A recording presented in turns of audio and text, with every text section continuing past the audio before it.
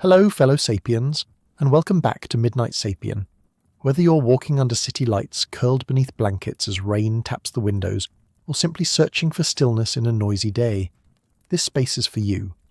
Because tonight, we journey into one of the strangest silences in human history. Why our ancestors remained naked for nearly 90,000 years before ever thinking to dress.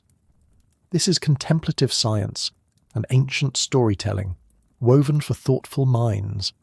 It's an untold story about the human body, a 90,000-year pause in our evolution, and the searing sun that wrote secrets into our skin. But it begins not with a thread, but with a choice. Not the invention of clothing, but the long decision to stay exposed. Oh, and if you're the kind of mind who seeks quiet, detailed journeys into human history, you can look just below this video. The button says subscribe. Go ahead and tap it. You can unsubscribe anytime. There's a bell next to it too. Press that, and you'll be gently notified when the next journey arrives. Subscribing truly helps this channel survive. Without it, these kinds of stories disappear. If these stories bring you calm, you can tap the super thanks under this video. It truly helps keep these prehistoric journeys alive. Also, I wonder, where are you listening from tonight? What time is it where you are? If you feel like sharing, the comments are open. It reminds us we're not alone in this quiet. And, if your eyes start to close, feel free. There are chapter timestamps in the description if you want to return later. Now let's begin with a body left bare beneath the stars. For nearly 100,000 years the human body remained exposed, naked against the wind, the rain, the burning sun. We, the species that would one day clothe the world in silk and armour and ceremony, once walked the earth bare-skinned and silent, with no stitching to shield us. It is not a minor curiosity. It is one of the most profound paradoxes in our evolutionary story, because we were not born into paradise. We stood upright in scorching heat and freezing dusk, in open plains and shifting dust surrounded by predators, yet we wore nothing but skin. Why?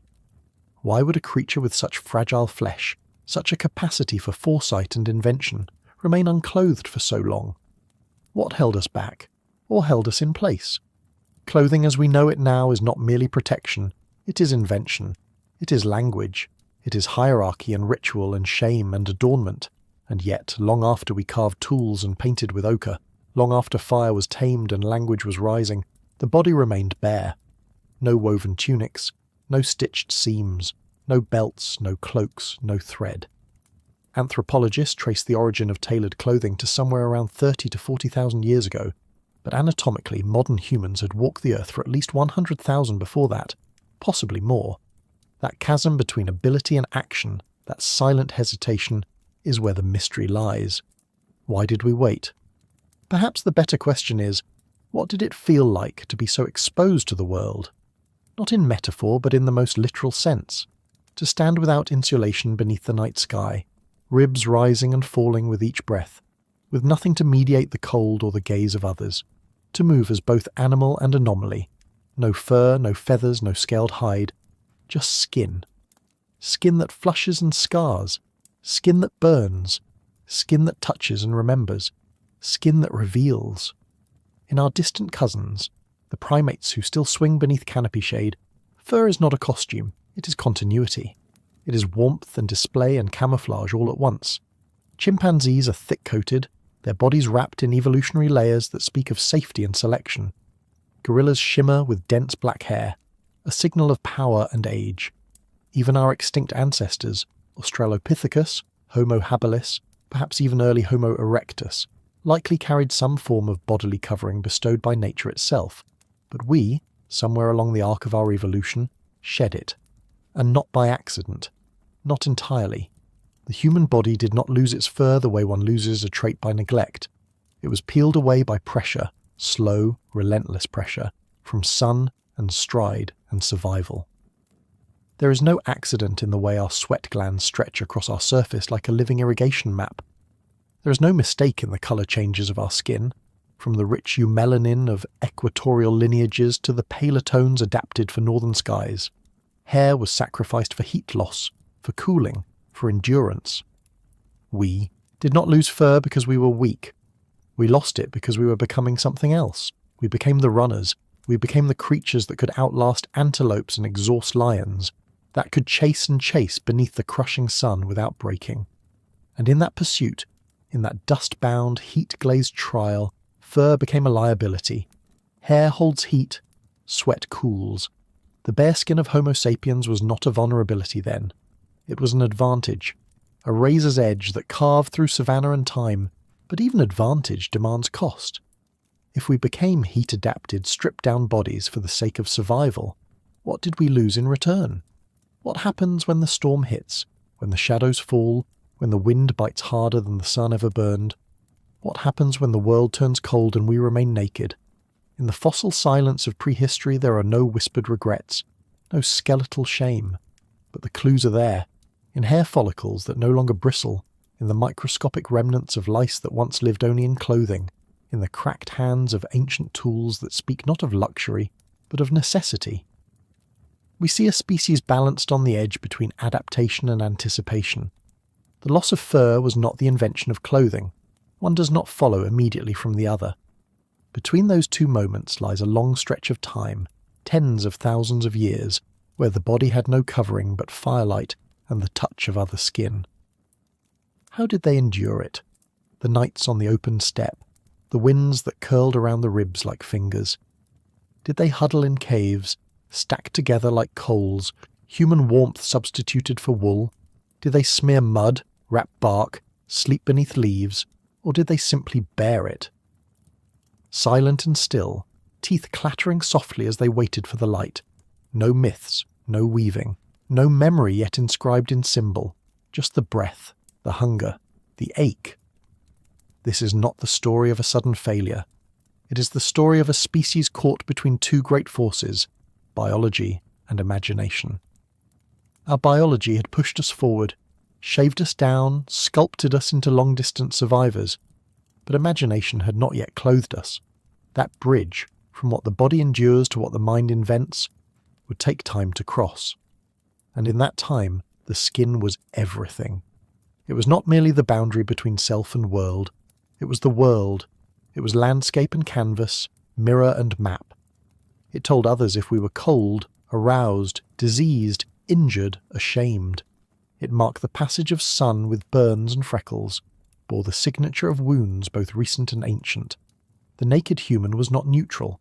The naked human was expressive. Unlike furred animals, we had no barrier to conceal the tremble of fear, the flush of anger, the vulnerability of injury. What could be read in our skin was no longer hidden, and perhaps that changed everything. What if our nakedness made us more visible, not just to predators, but to one another? What if the human body, stripped of nature's armour, became the first language we ever spoke? There is no archaeological tool fine enough to measure vulnerability, yet it shaped us as surely as stone shaped the hand axe. Vulnerability is not merely weakness, it is awareness, it is exposure, it is a mirror of care. And in those ancient days, before the stitch, before the seam, vulnerability may have been the strongest thread we had. But what kind of courage does it take? To walk through ice-crusted wind with nothing to shield the body but the memory of heat? What story does the skin tell when the world turns against it? It tells of defiance, of a species that stood not in shelter, but in the open, a creature that did not hide, but endured. The sun left its mark, and still we walked. The frost cracked the surface, and still we moved. We bled and burned and blistered, but we did not yet cover. And what does that say about who we were, not just as animals, but as emerging minds? For to be naked is not only to be unprotected, it is to be seen, fully, unfiltered, and that condition, though ancient, touches something present in us still. Beneath all our textiles and technology, beneath the layered symbols of clothing and culture, there is an ancient self that once stood in silence beneath the stars, with skin bared to the cosmos. That memory is not written in books. It is not recorded in pigment or text. It is remembered in the cells, in the goosebumps that rise in cold or awe, in the way shame flushes the cheeks, in the comfort of sunlight on bare shoulders. The skin remembers. And yet we must ask, why did it take so long to forget? To forget the cold, to forget the exposure, to forget even briefly that we were vulnerable? The answers lie not in a single moment, but in a constellation of delayed inventions. We crafted tools, exquisite ones, out of stone and bone. We mastered fire, built shelters, hunted across plains. But clothing, true clothing, the kind that is shaped, sized, fitted and tied, took time. Too much time. Anthropologists tell us that tailored garments requiring needles and precise cuts likely appeared only within the last 40,000 years. But the cognitive capacity for such innovation had been brewing long before, so why did we wait? The paradox is not just technological, it is philosophical. We had the hands, we had the minds, but we may not yet have had the need, or perhaps more hauntingly, we had not yet admitted the need. What if the hardest part was not invention, but concession? To clothe oneself is to admit the body must be hidden, must be protected, must be different from the world around it. It is to declare the skin insufficient. Was that a truth too bitter to taste? Or perhaps, just perhaps, it was the beginning of a deeper transformation, not from animal to human, but from exposure to identity. Because clothing is not neutral. Even in its earliest ragged forms, it is decision. It is choice. It is metaphor, made material. And long before we chose to weave, we chose to wait. We chose to live, vulnerable, in the open air, speaking first not with words or coverings, but with skin. Skin that bore our first truth to the world. I am here. I am alive. And I feel everything. And what does it mean to feel everything when nothing shields you from the world's touch? The earliest humans, our ancestors, lived each moment in the fullness of sensation. The sun did not press through fabric, it kissed the raw body directly. Rain did not patter against a coat, it slid down the spine cool and alerting. Wind was not dulled by layers. It howled across the ribs, slipped between the fingers, made the skin a landscape of tremors and tension. In nakedness we were weathered, but not broken. We were exposed, but not yet ashamed. But exposure is not just physical, it is emotional, social. And in the absence of clothing, the human form stood fully revealed, not only to the elements, but to each other. What could be read in the curve of a shoulder, the shiver of skin, the subtle reflex of recoil or welcome? The body became a mirror. Without cloth it could not lie. Without costumes it could not pretend. There was no mask to hide behind, no fabric to signal status, allegiance, or modesty. What remained was truth, a soft, breathing, bruisable truth. And perhaps that, more than any storm or cold night, was the deeper trial. How do you live in constant exposure, not only to harm but to being known? To be human is to know this paradox intimately. We crave connection, yet we fear being seen too clearly. We long to belong, yet hide behind layers of fabric, of language, of story. But the earliest humans had none of those veils. Their interactions were immediate. Their bodies were readable. Vulnerability was not a performance, it was the default. And that condition may have forged a kind of empathy, a quiet communion between skins, between eyes that saw the same wounds mirrored in each other. It is no coincidence that touch remains one of our most ancient forms of care. Before there were clothes, there were hands. Before there was shelter, there was warmth offered through closeness. In the face of night and cold, the solution was not to shield the self, but to share the body. Warmth as offering, skin as bridge. These were not mere instincts, they were acts of meaning. So when we ask why it took so long to clothe ourselves, perhaps we must also ask what we were not yet ready to give up. What did nakedness offer us that garments could not? What kind of knowledge is lost the moment we cover ourselves? Perhaps it is the knowledge of immediate presence, the intimacy of being seen without intention.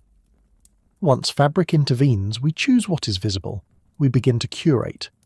With clothing, we not only protect the body, we begin to perform the self. This is not a flaw. It is a deepening of identity. But it is a departure from the elemental state of being known, simply by being there. The clothed body offers symbols, the naked body offers signals. One requires interpretation, the other only attention. Yet in that primal transparency there is risk.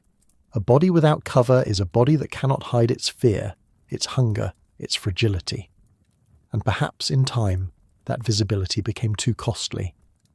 As human groups grew, as roles solidified, as the first shadows of status and exclusion crept across the social landscape, the need for concealment arose, not only from cold, but from each other. To be naked was to be equal. To be clothed was to begin the story of distinction. And so the transformation began, slowly, fitfully, not in a single spark, but in a scattered rhythm across tens of millennia. Skins wrapped around shoulders, fibres twisted into bands, symbol and function merged. But the memory remained. In dreams, we are still often naked. In rituals, we disrobe to mark transition. In moments of vulnerability, we say we feel exposed, as if our ancestors whisper still through the layers we wear. The human story is not one of simple progress. It is a winding braid of loss and invention, of forgetting and remembering. For 90,000 years we walked the earth unclothed yet deeply alive, more exposed perhaps, but no less complete. The skin bore our stories before the needle did. The wind was our first garment, the sun our oldest witness. There is something sacred in that simplicity. To feel heat and cold without buffer, to know the seasons not by the calendar, but by the breath of the air against your chest. To live in such directness is to belong to the world in a way we may have since forgotten. The moment we wrapped our bodies, we began to step away from the immediacy of sensation and toward abstraction. Protection became priority, but with it came a quiet farewell to the wildness of being truly known, not by others, but by the elements themselves. And as we look back across that vast silence of time, one question remains suspended in the air, not as a riddle, but as an invitation. What does it mean that we stayed naked for so long, when we had the means not to? And what part of us, even now, still longs to return to that ancient nakedness? Not of body alone, but of presence, of honesty, of being seen without fear, because there was a time, a long and shimmering time, when the human body was not covered and not questioned, a time when our skin, exposed to the world, did not merely endure its forces, it recorded them, a parchment of flesh, written upon by wind, marked by sun, cooled by breath. The loss of fur was not the end of protection, it was the beginning of a strange new language, one spoken without words, but full of meaning. We did not simply become hairless, we became luminous. Our skin, freed from the dark curtain of fur, began to glow with effort, with emotion, with blood. We became thermally visible. The body's circulatory map was no longer hidden beneath a pelt, it was drawn across the surface. Blush and pallor, flush and fever, sweat and shiver. The body began to communicate through temperature and colour, through movement, through exposure. But why lose the fur at all? The answer, etched into the trails of long-dead footprints across ancient savanna, lies in motion. Human ancestors became runners, not the quick, lunging predators of the feline world, but slow, tireless shadows that chased prey not by speed, but by persistence. Endurance hunting, a test not of aggression, but of patience. And in this ritual of attrition, heat was the great opponent. Those who could cool themselves as they ran, who could pant not through the mouth but through every pore, gained the advantage. And so we shed. Hair traps heat. Sweat releases it. We became slick with evaporation. Our bodies turned into radiators, shaped not just by what we caught, but how long we could continue moving to catch it. The loss of fur, once protection, became liberation. The savannah sun was brutal, yes, but it was predictable. And in that predictability, evolution carved a solution that was radical, beautiful and bold, bare skin, with millions of tiny portals to carry the heat away. But something else happened. In the absence of fur, the skin began to tell stories. The temperature of blood, the quickness of breath, the swelling of muscles beneath thin layers of skin, these became signals, social cues, emotional confessions. The body, once veiled, had become a stage, and with every step we ran, every encounter we faced, it was sending messages, not just to the environment, but to each other. What happens when biology begins to blur into expression? You begin to wear your emotions, not metaphorically, but literally. The human face, that intricate theatre of muscle and micro-movement, became the most expressive surface in the animal kingdom. It didn't evolve in isolation. It emerged in partnership with the naked skin around it. The fur-covered face of a chimpanzee can snarl, squint, grin. But the furless face of a human blushes with embarrassment, pales with fear, reddens with heat or rage or love. Our skin does not just contain our feelings, it leaks them, and the rest of the body followed suit. The chest swells with pride, the shoulders fold with shame, arms open in welcome or cross in retreat. Fingers tremble with anticipation, or pause mid-air in grief. When you strip away the fur, what remains is not only more visible, it is more readable. Skin becomes grammar. The human body becomes a syntax of emotion. This may not have been a conscious development. It rarely is. But the evolutionary pressures that shaped our bodies also shaped our social tools. A species that lives in groups, that relies not on claws or canines but on collaboration, must be able to signal intent, quickly, reliably, often without sound. In the pre-linguistic world, where vocal cords had not yet become poetry, it was the body that spoke, and it spoke through skin. Attraction began to sculpt this story as well. The exposed human form became a site of selection, not just for survival traits, but for beauty, symmetry, glow. Healthy skin signaled reproductive fitness. Smoothness meant youth. Scars meant survival. Melanin patterns, muscle tone, even the way light played across collarbones, all of it became information. We read each other without knowing we were reading, and in doing so, we began to shape what we became.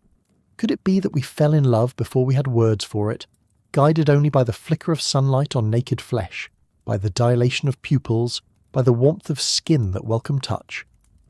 The body was no longer just a vehicle.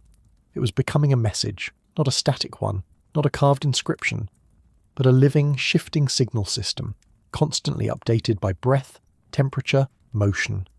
A face could become a plea, a gesture could become a poem, and all of it was grounded not in language but in the biology of bare skin. What else did we begin to communicate once our bodies learned to speak? We began to speak of belonging, of danger, of rhythm and play.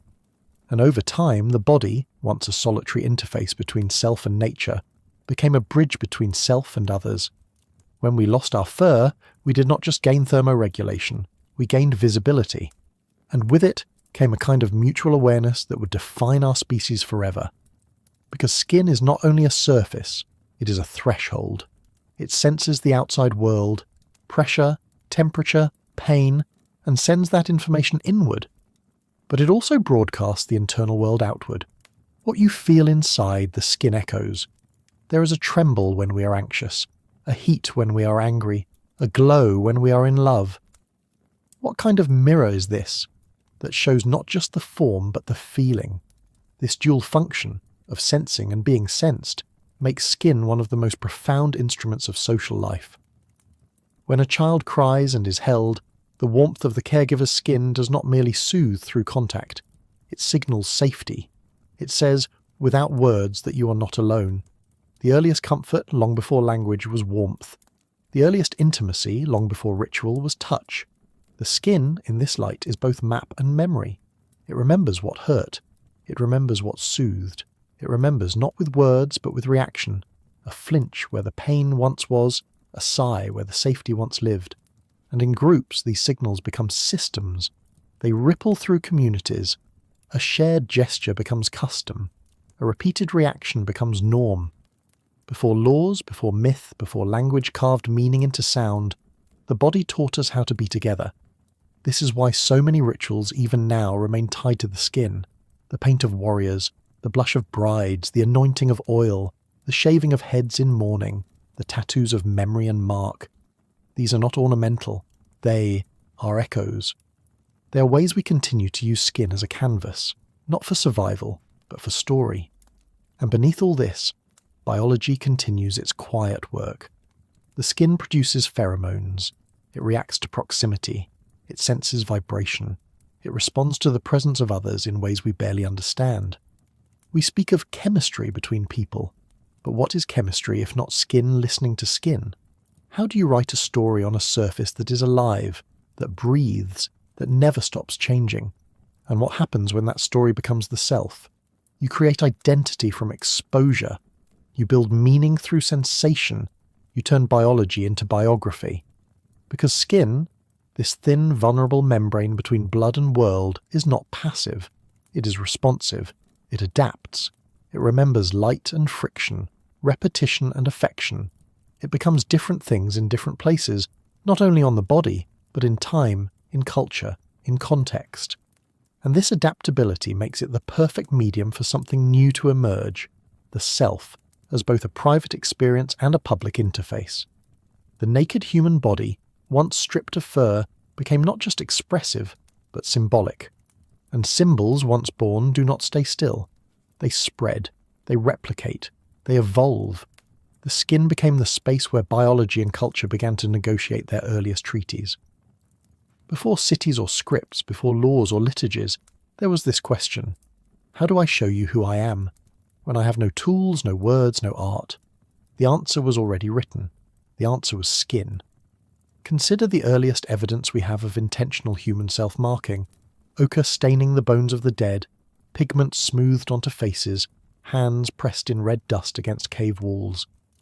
These were not decorations for vanity. They were declarations. The body was the canvas because there was nowhere else to paint, and even if there had been, what else could carry meaning so close to the breath? In this way, the skin became a portable display of selfhood, and with it came the earliest politics of visibility: to show or to hide, to adorn or to remain unmarked, to touch or to forbid touch. These decisions shaped how humans began to organize, not in terms of territory, but in terms of proximity. Who can stand close? Who must stay distant? Whose skin is familiar and whose is foreign? In every era, skin has continued to function not just as tissue, but as boundary, not just as organism, but as metaphor.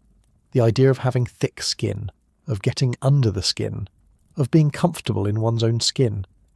These phrases did not arise from abstraction. They were born from experience, ancient, sensory, bodily experience, passed down through feeling, not formula. And if skin became a social interface, then the human body, once an individual vessel of breath and motion, was transformed into a cultural artifact in motion, a walking expression, a sentient sign. What changes in a species when the body ceases to be just a container for life, and becomes instead its most visible argument? You begin to live your truths before you can speak them. You begin to carry memory not only in the mind, but in the tissue, in the posture, in the hue. You become a being whose presence is meaning, and that changes everything. How you gather, how you relate, how you imagine others see you. The moment the body became visible in a new way, it also became vulnerable in a new way. And from that tension, between being seen and staying safe, arose a new human reality: the negotiation of selfhood in public space.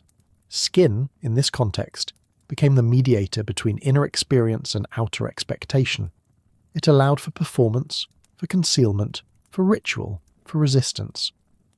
But it never stopped being biological. You could paint it, scar it, clothe it, erase its hair, ornament its surface. But underneath all that remained the pulse, the heat, the breath. No matter how much culture tried to shape the self, the body still whispered the truth. And so the dual nature of human identity was born, not only thinking beings, but sensing ones, not only symbolic minds, but expressive skins. Even now, in a world of layers and lenses, we remain creatures who react to a glance, who tremble under a touch, who trust a flush more than a sentence. The body still speaks, even when we pretend not to hear it. This is why every cultural transformation, from the emergence of modesty to the invention of clothing, from the politics of race to the language of touch, has had to contend with the body, with the skin. Because it is here that the abstract becomes real. It is here that we see each other most honestly and most painfully. The skin remembers joy. It remembers shame. It remembers every time it was watched too closely, or not seen at all. And yet, despite all of this, we are still drawn to the skin, to the touch of it, to the glow of it in golden light, to the smell, the heat, the living texture. We reach out for it instinctively, newborns seeking the breast, lovers reaching for hands, friends leaning into hugs. Before there is language, there is contact. Before there is culture, there is skin, and perhaps that is the final message of this strange exposed history, that before we ever wore clothes, we wore meaning. We wore it on the body. We wore it with pride and with fear and with need. The skin was not a blank surface, it was a living manuscript. And we were not just walking animals, we were walking stories. And if we still are, then what stories are we telling now? Perhaps none so ancient, or so essential, as the story we began in the crucible of the African savannah. It was there, under an unrelenting sun, that the naked human body was tested, not by machines, nor civilization, nor even by other humans, but by heat, by time, by distance, and by the quiet violence of endurance. This was not a stage of glory. It was a trial of survival. Imagine it. No shoes, no maps, no shade but what the acacia trees grudgingly offered. Just open space and prey, antelope, zebra, buffalo, that could sprint beyond your reach in seconds. So how does a slow, bipedal primate feed itself in such a world? It doesn't lunge, it doesn't pounce, it runs, not fast, but long. Endurance hunting is not just a technique, it is an ordeal, one that belongs to only a few species on Earth: wolves, wild dogs, horses, and us.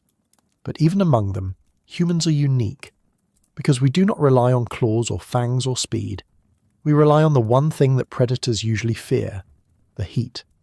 When the midday sun drives other hunters into shade, we remain, walking, jogging, sweating, always moving, always tracking, until the prey collapses. But such a strategy requires something radical, a body designed not for protection, but for persistence. And that's where the nakedness becomes revelation. Fur, for all its warmth and camouflage, is a liability under heat stress. It insulates. It traps warmth. The very thing that guards you from the cold becomes a curse in the sun. And so, millennia ago, we began to shed. Piece by piece, patch by patch, until nothing remained but a scattered hint: the brows, the pubis, the crown. The rest was bare, not by accident, by design, because skin breathes, because sweat cools, because evaporation saves lives. This change didn't make us beautiful, it made us strange. An animal with no fur, exposed and soft, glistening with salt. The only mammal that runs toward heat, not away from it. It was not a triumph in the heroic sense. It was a gamble, a transformation that invited damage, sunburn, dehydration, exposure, in exchange for one thing: the ability to keep going. And so we did. But heat, like time, leaves its mark. It does not pass through the body unnoticed. It carves, it tests, it punishes. For every hour run, for every prey collapsed, there was a price, not just in muscle and breath, but in the skin itself. What toll does the sun take on a body that dares to live beneath it, unshielded? It burns, it bleaches, it rewrites the blueprint of cells, but it also transforms. Beneath the punishing blaze of the equatorial sun, another adaptation began, not in the structure of the skeleton, but in the chemistry of the skin. Melanin, the pigment that darkens the skin, became the guardian of the naked body, a molecular shield. A soft armour made not of iron or hide, but of pigment, absorbing ultraviolet radiation before it could unravel the delicate code of DNA. This was no aesthetic flourish, it was survival. The bare human body under the African sun needed more than sweat. It needed protection from the invisible, the ultraviolet spectrum that breaks strands of life apart. Too much of it, and cells die. Or worse, mutate. Skin cancer, damage to the immune system, birth defects. But the human body, even in its fragility, responds with elegance. Melanin, concentrated in the basal layers of the skin, forms a natural barrier. It scatters UV rays, absorbs them, lessens their chaos, and in doing so it allows the body to remain exposed, without surrendering to destruction. This too was not uniform. It was shaped by geography, by sun, by time. Populations who lived longer in open savannas developed darker skin, rich with eumelanin. Those who later migrated north, into forests, into cloudier skies, began to lose this armour, trading it for the ability to synthesize more vitamin D from rarer sunlight. It was not a hierarchy, it was a map, a chart of environmental pressure drawn across generations, written into the body's most visible surface. But like all adaptations, it came with risks. To remain naked under the sun, even with melanin, meant constantly walking the line between resilience and damage. It meant treating every day as a negotiation between the body's cooling system and the fire overhead, between the protection of pigment and the ever-creeping threat of ultraviolet injury. A balance so precise it could only be held by evolution itself. A balance not between right and wrong, but between what allowed us to persist and what we would someday need to transcend. And so the body became both durable and delicate, hardened by exposure, softened by function. The skin, stripped of fur and strengthened by pigment, carried us through the heat, but never without cost, never without a memory of what the sun could take away. What does it mean to survive by exposure, to thrive in vulnerability, when the very world that shapes you can also unmake you? It means becoming something in between, not armoured, not soft, but strategic. The naked human body exposed on the savannah was not simply at the mercy of nature. It was in constant dialogue with it. Every choice, every adaptation was a response to the terrain, to the climate, to the demands of endurance. But this dialogue came at a price, and the cost was often written in pain. Dehydration that blurred vision, feet blistered from scorched earth, skin that cracked and peeled and bled. There was no buffer, no external layer to blame. Only the body, vulnerable, persistent, radiant. This is the paradox of bare survival. To thrive in a landscape so hostile, one must surrender something of comfort, of safety, of ease. But in that surrender, a new kind of strength emerges, not brute power, not invincibility, but a quiet, stubborn resilience that can only be forged under pressure. Our ancestors did not outmuscle the world, they outlasted it. They wore no armour, but they endured. Yet this endurance also left scars, some visible, some invisible. Skin, our first contact with the world, became the first to suffer, and the first to adapt. Calluses, tan lines, darkening over generations. But deeper still, it reshaped how we defined danger and how we perceived ourselves. To be bare in a burning world is to always be aware of limits. Of thirst, of sun angles, of the hour when movement must cease and shelter must be found. And in this trial, a question began to form, not just of survival, but of identity. Were we still part of nature, or were we beginning to stand apart from it? The nakedness that helped us endure the heat also marked us as different. We were no longer camouflaged. We were no longer protected by nature's coat. We were visible to predators, to one another, to the sun. This visibility became vulnerability, and yet it also became awareness, a new kind of consciousness, the kind that arises when a creature becomes aware not only of its surroundings, but of its place within them. How does it feel to be the only species that burns in the light it runs beneath? It feels like contradiction carved into flesh. It feels like triumph pressed into ache. It is to win the race, but collapse in its aftermath, to push further than any creature was meant to go, and to carry the heat of that distance in the bones, in the blood, in the peeling surface of the skin. The very force that gave us power was also the one that punished us for wielding it. The sun, impartial and inescapable, was both adversary and ally. We endured because we learned to suffer strategically, to suffer without surrender. There were no shortcuts, no relief but shade and water, and the hope that the day's prey would fall before we did. And in this, our evolution wrote a new chapter, one in which pain was not failure, but information. The sting of sunburn, the salt sting in the eyes, the thirst that pressed against the throat like a fist, these became early warnings, calibration tools, reminders of limits. And those limits were not just physical, they became cultural, social, psychological. A species that survives by skin must become aware of proximity, of exposure, of comfort and discomfort. And these sensations, so basic, so bodily, became part of our social fabric. How close can another come before the heat of their body becomes overwhelming?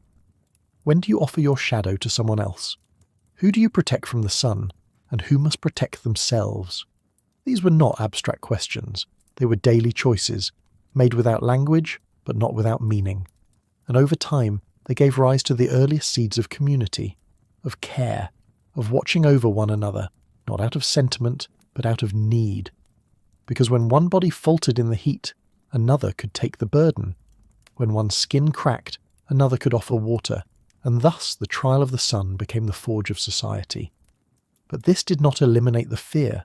To be naked in the open is to never forget that you are mortal. There is no illusion of safety, no hiding from the elements.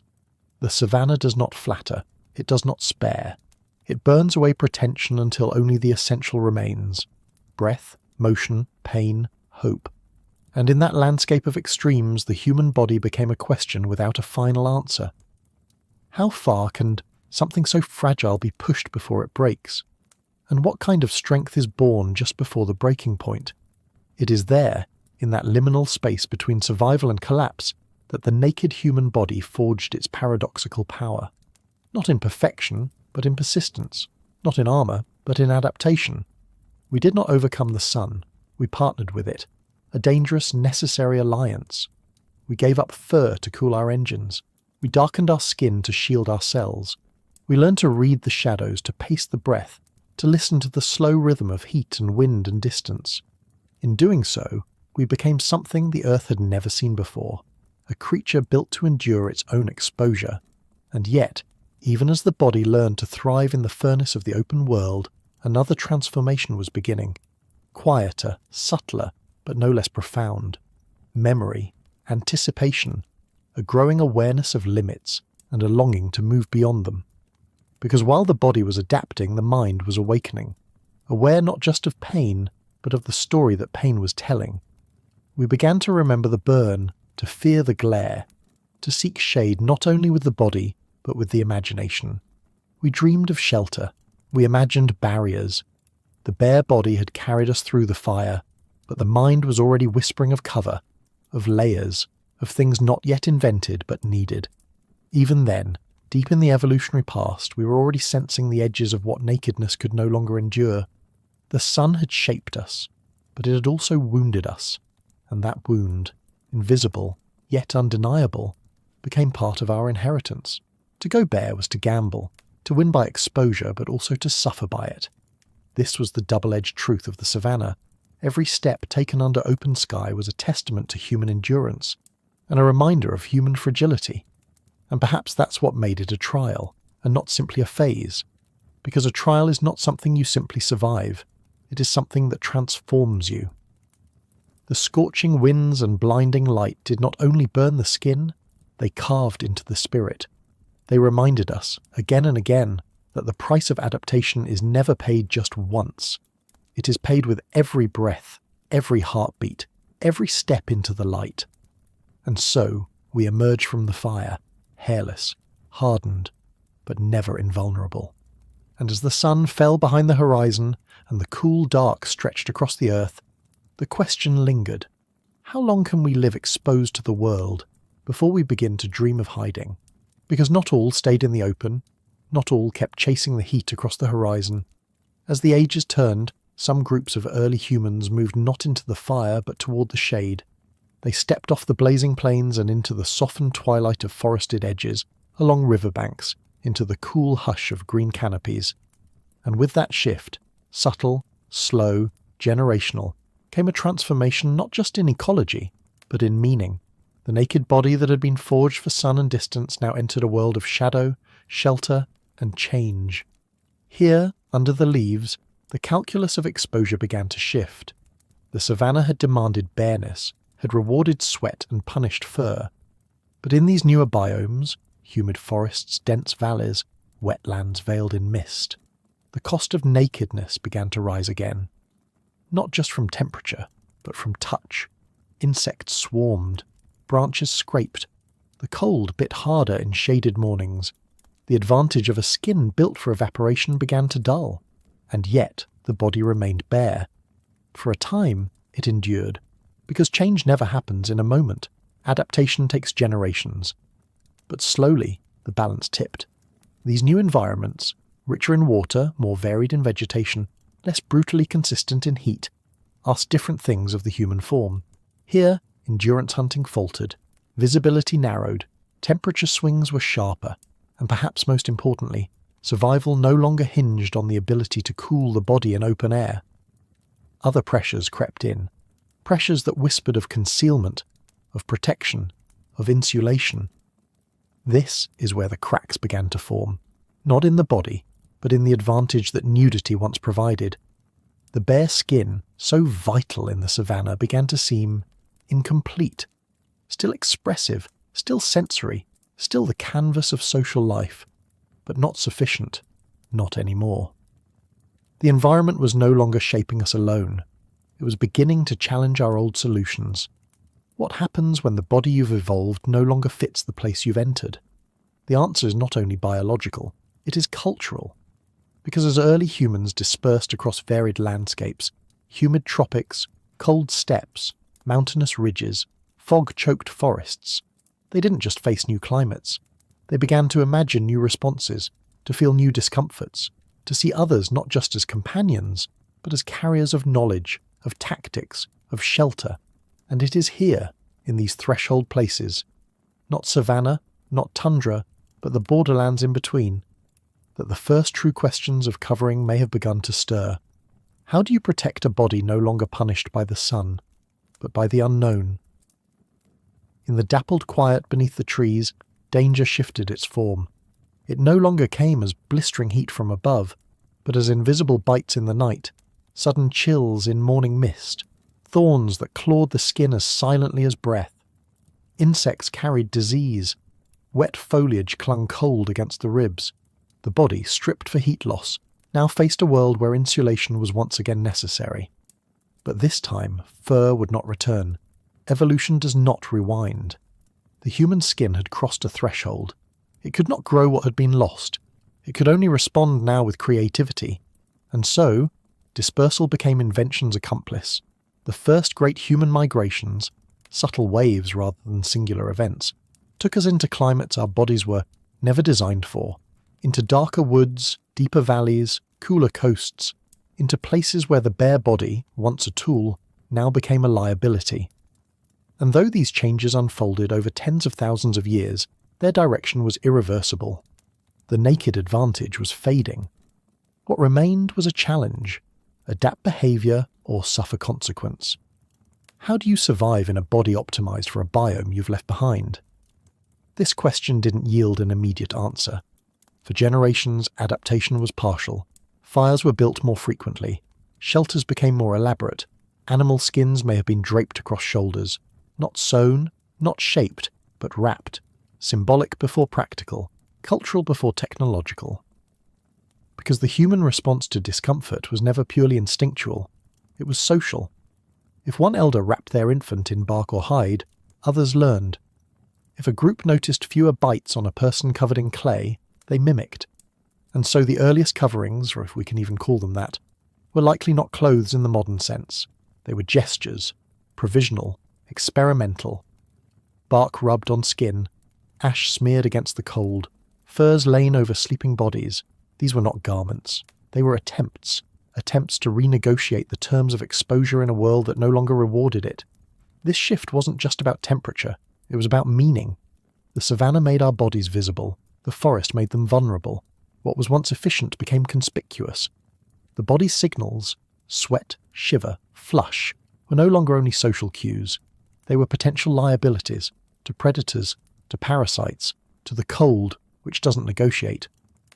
What does it mean when survival depends not only on what you can endure, but on what you can imagine sheltering yourself from? And what kind of mind begins to wonder not how to endure the body, but how to extend it? A mind that is starting to turn inward, a mind that does not merely react to the world, but reflects on its place within it. As human groups spread beyond Africa, moving slowly along coastlines, river corridors and inland routes, the environments they encountered were no longer just physical tests. They were cognitive puzzles. Different predators, different weather patterns, different light, different food, different rhythms of silence and danger. And with every mile gained, the naked body became more conspicuous. It was not built for snow, not for fog, not for trees dripping with cold, and so the body did not adapt. The mind did. This is where culture began to outpace biology. where knowledge, not mutation, became our most powerful adaptation. The body, still naked, became a platform for creativity. Coverings became intentional, functional. In the forests and marshlands, where temperatures dipped and insects crawled, human groups likely began to modify hides, cutting, tying, layering. Not yet fashion, not yet clothing as identity, but clothing as necessity, as memory, as an externalized solution to an internal question: what do I need to survive here? And in these scattered moments, across valleys, across generations, a profound shift was taking place. Because no two landscapes asked the same things of the human form. The further from the equator our ancestors moved, the more diverse their solutions had to become. In some places, nudity persisted. In others, bodies were smeared in oils, or painted in clay to insulate, to signal, to soothe.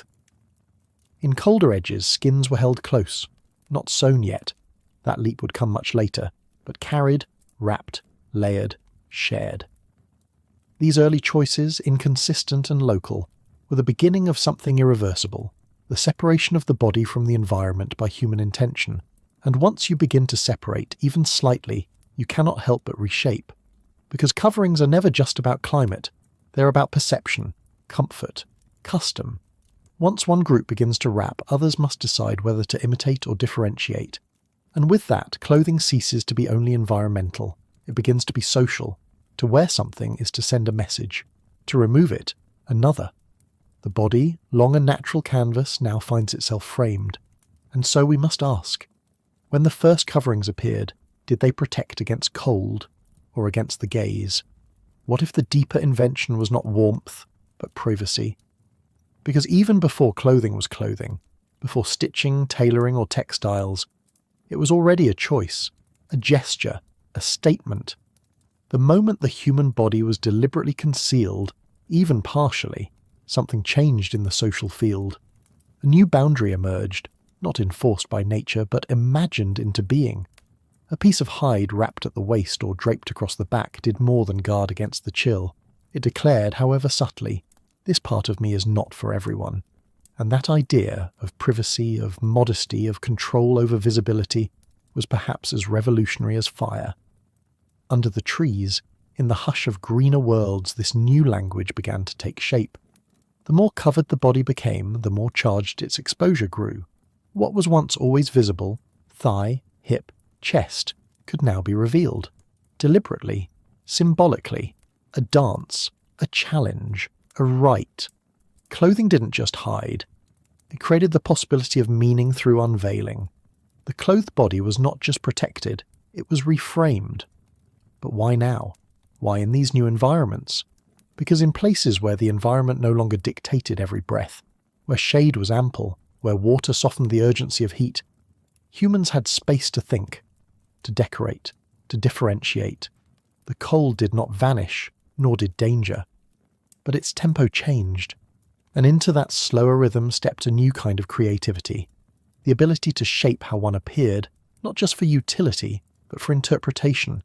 Here, the cultural began to overtake the ecological. Groups living just miles apart could respond to similar weather in radically different ways. Some might continue mostly naked, relying on fire and shelter. Others might adorn themselves in feathers, in bark, in animal parts, not only for function, but to tell stories. Who are you? Where are you from? Who do you belong to? The body became a canvas for these questions, and with every loop of fibre, every wrap of skin, identity emerged. Not just individual, but communal. This was not uniform. It was messy, improvised. Some groups remained nearly nude for tens of thousands of years. Others covered more, less, differently, based not solely on need, but on meaning. Because once the seed of culture is planted, it does not grow in straight lines. It grows wild. It braids biology with imagination. And in that wildness, the human form began to fracture from its environment. Not violently, but with care, with intention, with vision. And as vision expanded, so too did the gap between what we are and what we choose to appear to be. In that gap, clothing would one day rise. But for now, something quieter stirred. A question that could not be asked aloud, yet pulsed beneath each pelt and painted mark. Who am I? when I am no longer only what the world sees? That question lingered beneath bark canopies and river mist, following our ancestors deeper into the forests, the valleys, the shifting climates of a wider world. With every new terrain came not only environmental challenge, but the pressure to reimagine the self. Because the moment you begin to cover the body, for warmth, for concealment, for ritual, you also begin to create a space between what is natural and what is chosen. The forest, unlike the savannah, offered concealment without effort. Shadows fell thick, vision was shorter, dangers less visible. Yet this concealment, once ambient, began to feel like something worth carrying with you. In that slow drift from environment to adornment, coverings began to signal control, not just of temperature but of attention, of dignity, of who gets to look and who doesn't. Clothing, in its most primitive form, was not just a response to cold or bite or branch. It was an early experiment in autonomy. And from this autonomy, social worlds deepened. Now, it mattered how you presented yourself. And to whom?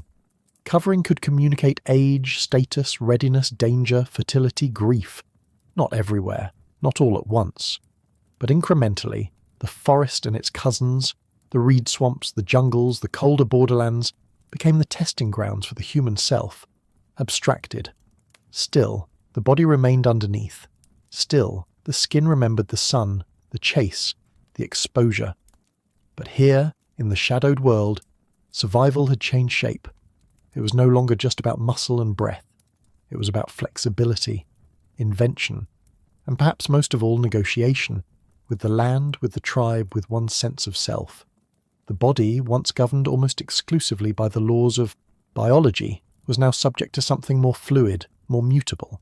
Culture. This moment in deep time, where the naked form enters shadow, where covering begins to evolve from instinct to intention, marks a subtle but irreversible transition. From animal to symbol maker, from bare to adorned, from being shaped by the earth to slowly reshaping it in turn. And still we ask, was this the beginning of protection or of performance? What had we lost when we stepped away from the sun? What new self was forming there in the trees, half seen, half cloaked, learning how to be human, clothed not in fur or fate, but in choice? What happens when nakedness becomes more than a condition? When it becomes a story the body can no longer tell without consequence?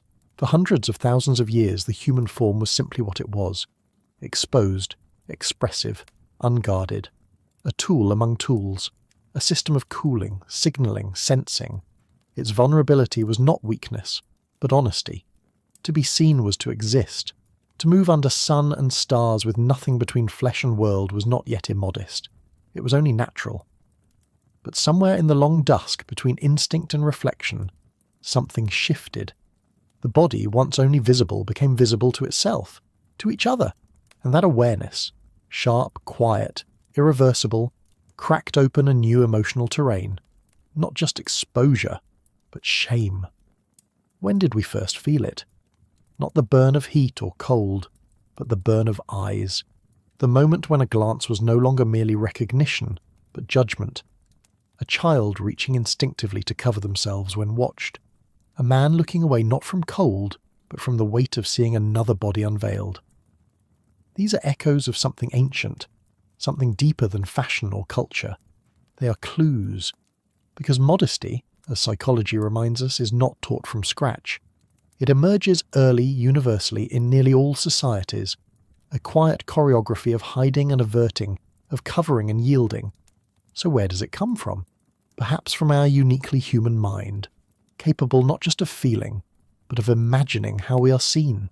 Theory of mind, social cognition, the awareness that others can observe us, interpret us, define us. No other animal worries about being perceived, no other creature blushes, but humans do. Not because we are clothed, but because we are capable of being known. To blush is to be caught, not by hands, but by perspective. And that perspective, once internalized, becomes a mirror we carry even in the dark. The birth of shame was not a fall. It was a bloom. Painful, perhaps, but rich in its implications. It taught us boundaries. It sparked the earliest codes of modesty, long before laws.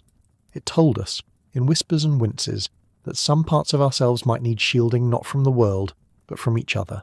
But why? Why would evolution favour this discomfort? Because cohesion, not just survival, was key. To live together, in groups, in tribes, in trust, required more than strength. It required negotiation, sensitivity, restraint. And the body, bare and brilliant, had to be tempered. Not silenced, but softened. Shame, then, was not a flaw. It was a form of communication, a signal that we understood the rules, that we could be trusted not to violate, not to impose, not to take without invitation. But what are the consequences of living with a body that must always ask permission to be seen? It changes how we walk through the world.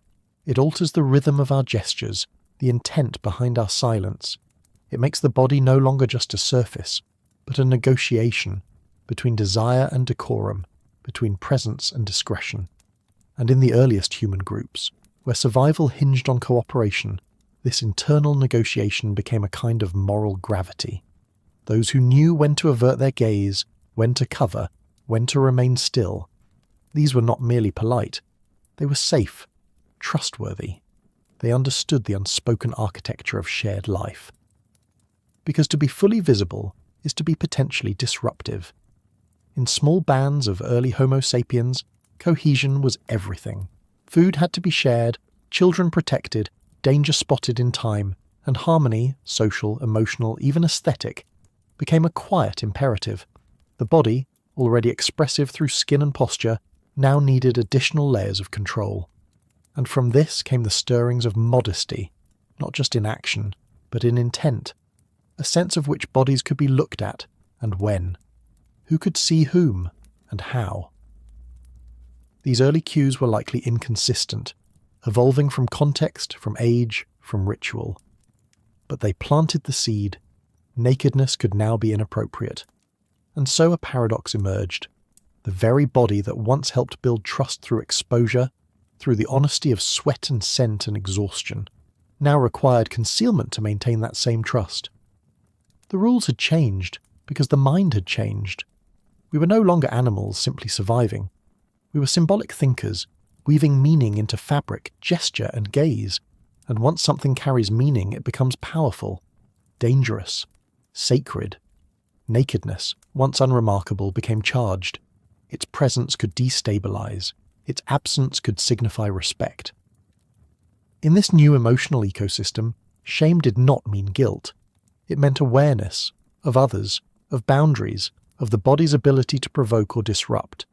It marked a shift from instinct to interpretation, and with that shift, the body began to split, not physically but socially. There was now the natural body and the regulated one, the seen and the allowed to be seen. What began as survival in shadowed forests was now becoming something else entirely. A code, a moral map of exposure. And shame was its compass, not punishing but guiding, telling us how to belong. But belonging has a price, and the body, always present, always vulnerable, would become both the currency and the canvas of that price. What happens when the thing that once made us human, our nakedness, becomes the very thing we must hide to stay human? It means that identity itself becomes layered, that the body is no longer just biological terrain, but moral territory, a place where meaning is mapped, where rules are written not in stone, but in skin. And in the earlier symbolic minds, this mapping began to deepen. We don't know exactly when it started, but at some point, the body became more than a vessel. It became a message, not only of health or status, but of virtue, of discipline, of control. Because shame, unlike pain, does not come from the outside in. It emerges from within. It requires self-awareness, and that self-awareness and the ability to imagine oneself as seen, to internalize the gaze of others, is one of the great revolutions of the human mind. It paved the way for art, for language, for law. But it also brought with it the possibility of judgment, of exclusion, of feeling wrong simply for being, and the body, so immediate and inescapable, became the first thing judged. We see early glimpses of this in ochre-stained burials, in figurines whose exaggerated bodies hint at reverence, but also at rules, in cave art where humans are rare, and when shown, are clothed, masked, or hidden. We do not know for sure why, but these are not simply aesthetic choices. They are signs of a growing distinction between what can be shown and what must be symbolized, between the physical body and its moral interpretation.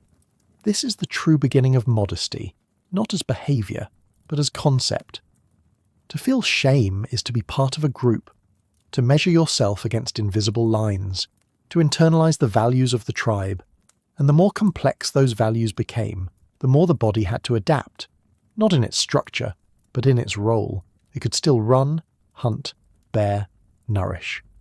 But now it also had to obey, to signal virtue, to be appropriate. And with that obedience came the first quiet violence, because not every body fit the new standards, not every moment of exposure was forgiven. Shame, once a whisper of belonging, could become a shout of exclusion. And the naked body, once our earliest truth, could now be a site of transgression, of taboo, of punishment. This was not universal, not everywhere, not always, but the pattern had begun. And as we look deeper into our past, we begin to see the roots of a world where being seen is never neutral, and where the body, even before clothing, was already dressed in meanings. But what happens to a creature who cannot escape its own surface, and yet must constantly justify it?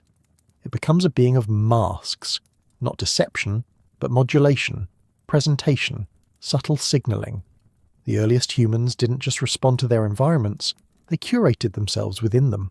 And the body, once a tool for surviving heat and cold, became a mirror for social values, how one stood, how one covered, how one looked or looked away.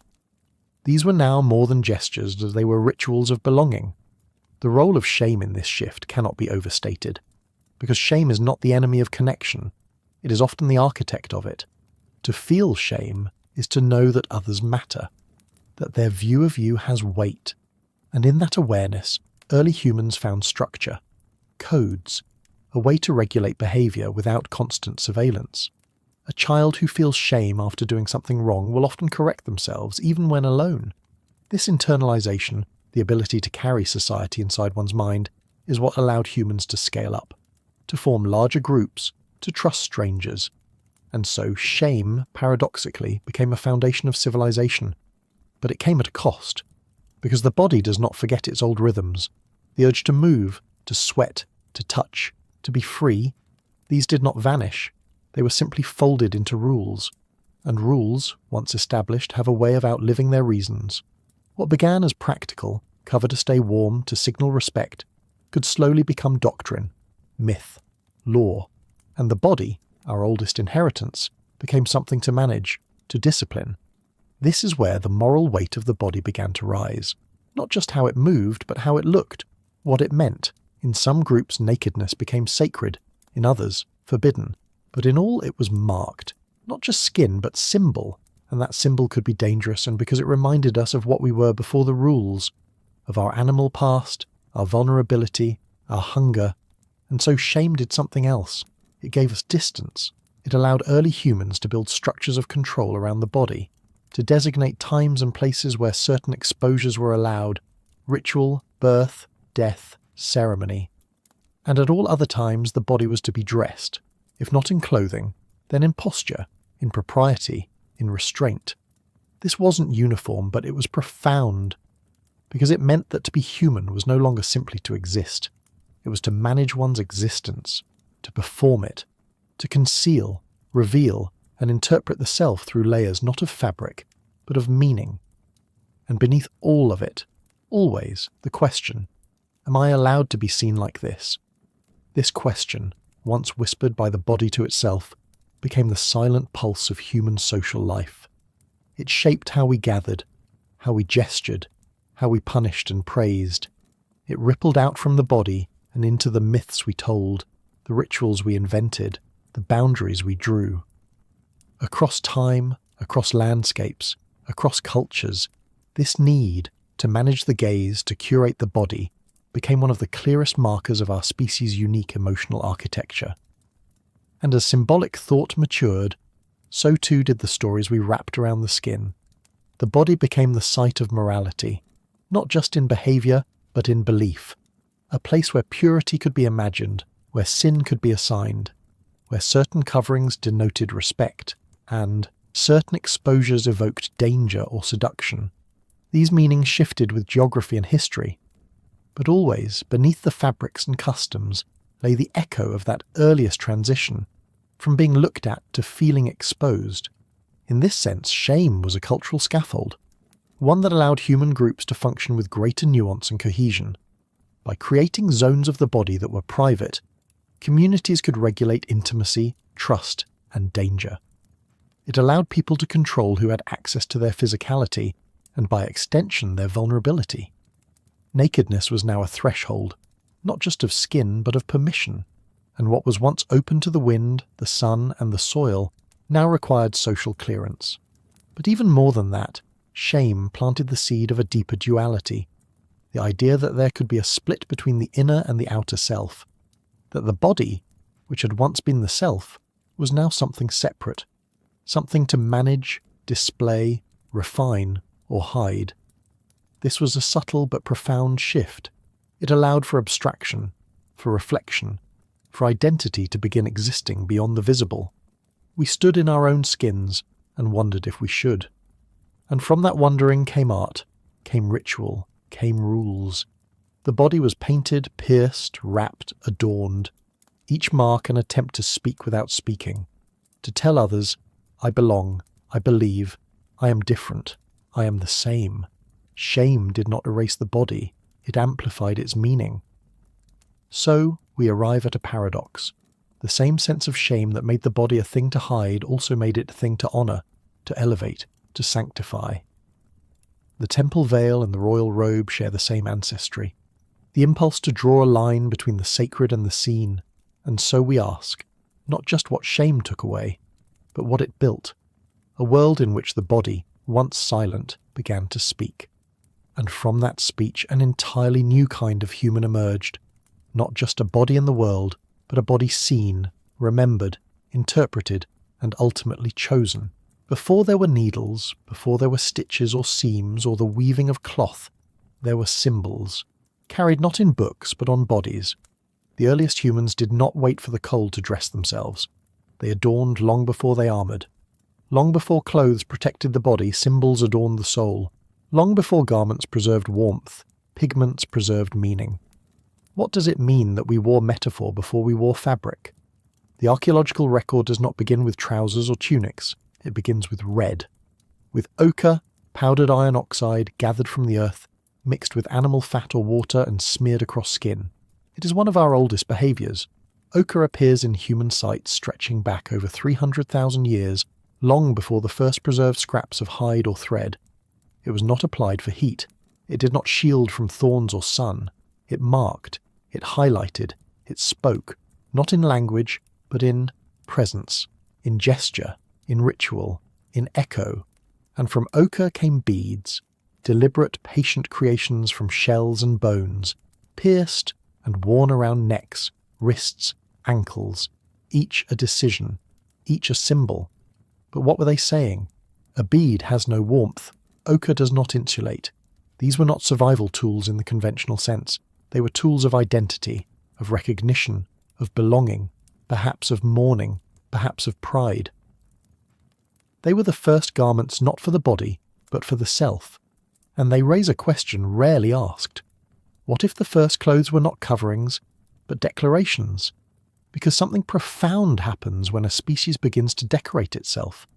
It means that the body has crossed a threshold, from function to expression, from presence to performance.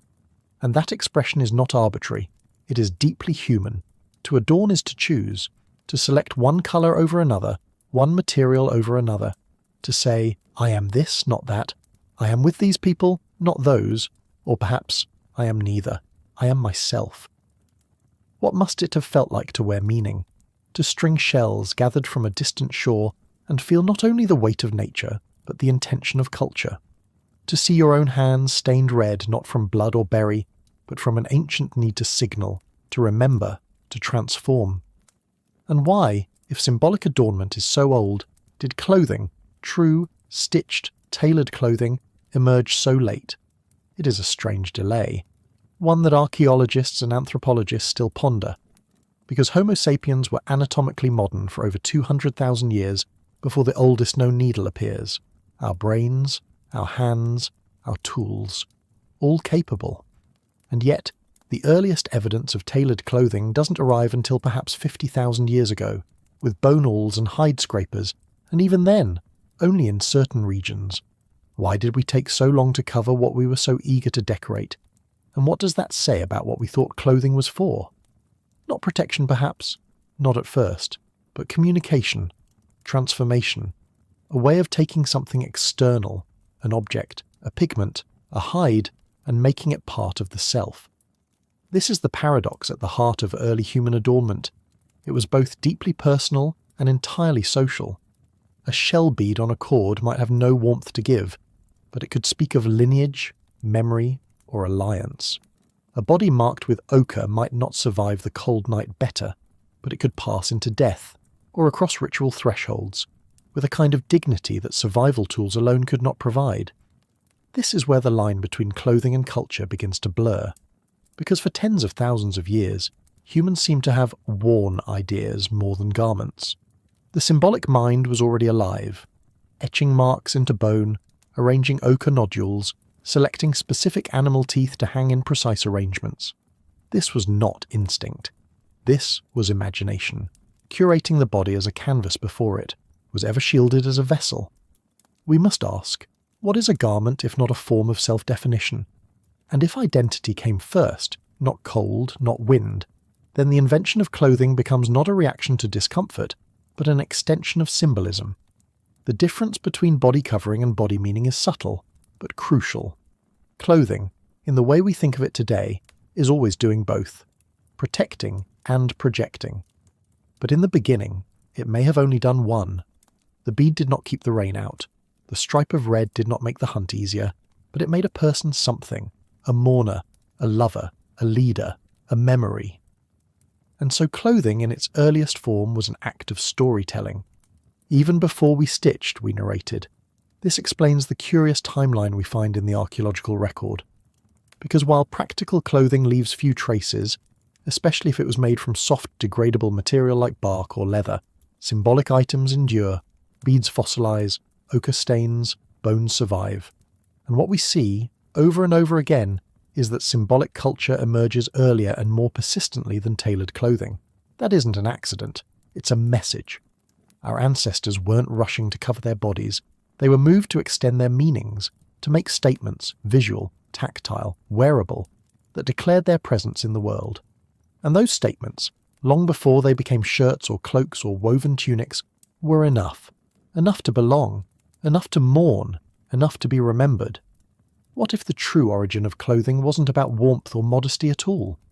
What if it was about continuity, about carrying something of yourself forward, across time, across death, across the firelit eyes of those who remained? To adorn was to persist, not just in memory, but in identity. A shell bead might outlive its wearer, a smear of ochre might fade from skin, but linger in the soil of a burial. These were early signatures, not of ownership, but of existence. The human desire to be seen, to be known beyond the immediate moment, may have found its first solution not in words, but in ornament. And this pushes the meaning of clothing into a different realm entirely, one where garments begin not as insulation, but as messages. We were signalling creatures long before we were sheltering ones. When we look at early symbolic culture, we see more than creativity. We see an urgency, an emotional need to mark life, to punctuate its most fragile transitions. Birth, coming of age, death, union, separation. These moments were not left to pass in silence. They were worn. And in the absence of durable textiles, bodies became the tablets upon which meaning was etched, painted, hung, and remembered. And here, clothing, in its protoform, was deeply sacred. To wrap a corpse in a shroud, to place ochre beneath a sleeping child, to pierce bone and wear it close to the heart, these were not for utility. These were early forms of continuity, a way to ensure that something survived, even when breath did not. And this brings us to an idea that haunts the human story, the longing to be carried forward. Clothing, then, may have begun as ritual persistence, But something changed. As climates shifted and humans expanded beyond the warm equatorial cradle of Africa, utility slowly crept into adornment, a hide worn not just to honour the hunt, but to block the wind. Bark fibre tied not just to mark status, but to bind warmth. The symbolic and the practical began to intertwine. Slowly, imperceptibly, meaning never left, but survival began to shape it. The bead did not vanish. It migrated to the fringe of the hide. The ochre still stained the skin, but now beneath a cloak. This was not a loss, but an evolution. We did not trade meaning for protection. We merged them. The earliest garments were not merely shields, they were signs. They told stories, not just about temperature, but about temperament, not just climate, but culture. And so, long before weaving and sewing gave us tunics and robes, humans already wore something much.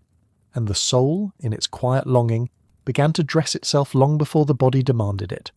The earliest garments, then, may not have covered skin, they covered stories. They wrapped around memory, status, and belonging.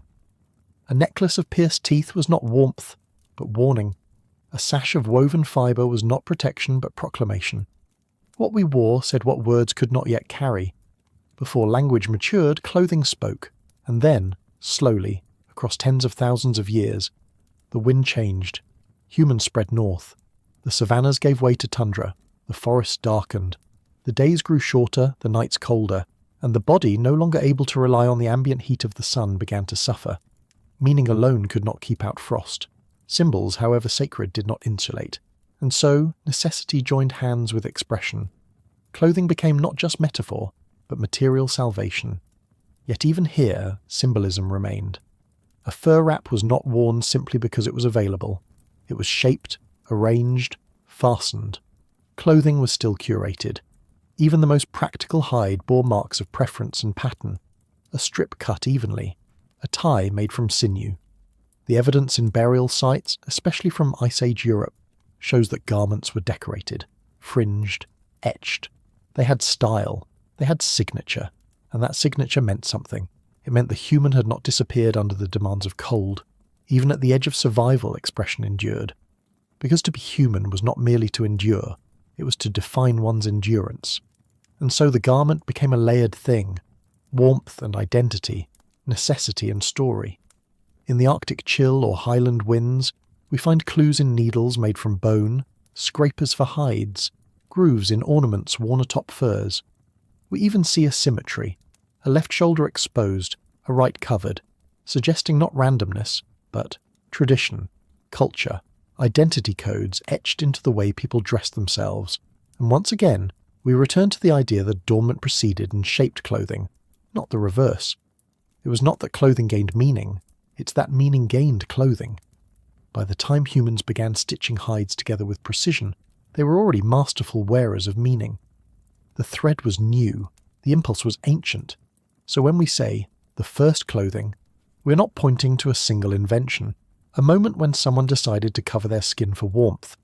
We are speaking of a continuum, a slow unfolding, a shift from shell to sash, from stain to stitch. We clothed the body because we had already clothed the soul, and as the needle passed through hide for the first time, it carried not only sinew but memory, not only function but desire, and not only to survive, but to be known.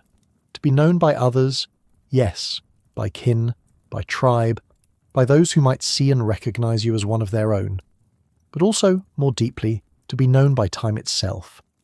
Clothing, in its earliest symbolic forms, was never just for the now. It was an offering to the future, an echo laid gently across the body, hoping to be heard long after that body was gone, and astonishingly many were. In the grave of a child buried over 70,000 years ago, strings of perforated shells remain. In sunken caves where bones sleep beneath layers of dust, traces of red ochre still cling to skulls. These artifacts are not whispers of survival. They are declarations of intention. A child too young to hunt, too small to make tools, was still adorned. Why? Because identity begins before utility, and memory is not reserved for the useful. Even the act of burying the dead, with adornments, pigments, arranged limbs, suggests that clothing was always more than mere fabric. It was ritual, continuity, a thread through time. So when we imagine our ancestors naked, we must look again. They may not have had trousers or cloaks in the way we think of them, but they wore something older, meanings, beads tied with sinew, ochre streaks, skins cut not just for cover but for ceremony. Clothing in the deepest sense was always layered, in material, in memory, in metaphor. We wore time, we wore story, we wore the invisible. This is perhaps the most haunting truth of all, that long before the loom, long before the tailor, the human being was already draped in culture. Even when exposed to wind and sun, even when bare to the elements, the body was not merely flesh, it was signal, it was archive, it was shrine. And even now, in a world of logos and zippers, fast fashion and high design, we echo that ancient impulse. We wear black for mourning, rings for union, uniforms for role. We mark our bodies still, not only to hide them, but to show who we are, or who we hope to be. So the next time you choose what to wear, whether casually or ceremonially, know this. You are part of something ancient, a thread that began not with cold but with meaning, not with fear but with the desire to be witnessed, not to impress but to express, not to escape nature, but to expand what nature alone could not say. Clothing did not begin as necessity. It began as presence, as poetry, as a skin made of memory, worn gently and passed forward. There is a line drawn not by language or culture, but by temperature. Somewhere far north of the warm cradles of human birth, the world changed. The air grew thin and dry, the trees became brittle, the silence deepened, and the body, soft, naked, sun-evolved, reached a threshold, stay and perish, move forward and adapt. It was not a question of courage, it was a question of possibility. What happens when the body that once danced beneath equatorial skies now stands before a curtain of ice? Somewhere between 80,000 and 50,000 years ago, small bands of Homo sapiens began to leave Africa in earnest. Not in waves, but in pulses. Families, wanderers, groups drawn outward along coasts, up rivers, through deserts. As they crept northward into the chill of Ice Age Eurasia, they entered a realm not only colder than they had known, but one that was fundamentally indifferent to their biology. The thick forests and frigid steppes did not wait for human warmth. The wind cut through flesh like stone. The nights grew long and slow and quiet, and fire, that brilliant, flickering gift, was no longer a luxury. It became a lifeline. But fire had limits. A hearth might warm a huddled group for a few hours, but what of sleep? What of travel? What of hunting or birth or death when the air itself steals heat from skin like a thief in the dark? The open body, once a canvas for sun and sweat, became a liability. What happens when the body becomes the problem? Shelter helped, but it too fell short. Caves were rare and contested. Structures of stone and mammoth bone could be built but not carried, and wind has a way of finding cracks, of slipping into every seam. Fire and shelter were not enough, not when the cold pressed in with such quiet persistence, reshaping the very rules of survival. What tools do you invent when your own body is no longer your ally? These pressures did not simply test endurance, they reshaped possibility, they rewrote the contract between human beings and their environment. Here, on the edge of ice, humans were not merely coping, they were being carved, pressed, refined. The cold was not just a condition, it was a sculptor, and every day that passed without adequate protection deepened the urgency. Because no matter how clever the mind, or how loyal the tribe, the body was soft, the cold was not. And so the slow freeze began not only to sculpt the landscape, glaciers grinding across continents, but to sculpt the human future. A choice emerged, not spoken, not debated, but lived. Adapt or vanish. Was warmth only a matter, a flame and roof, or was something else required? Could meaning and memory still be carried when the body itself was at risk of erasure? What is the boundary between survival and transformation? It lies somewhere between a shiver and a decision, between the nightly hush of freezing air and the quiet ingenuity of hands working by firelight.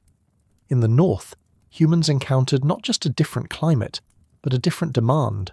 Solve the cold, or let the cold solve you.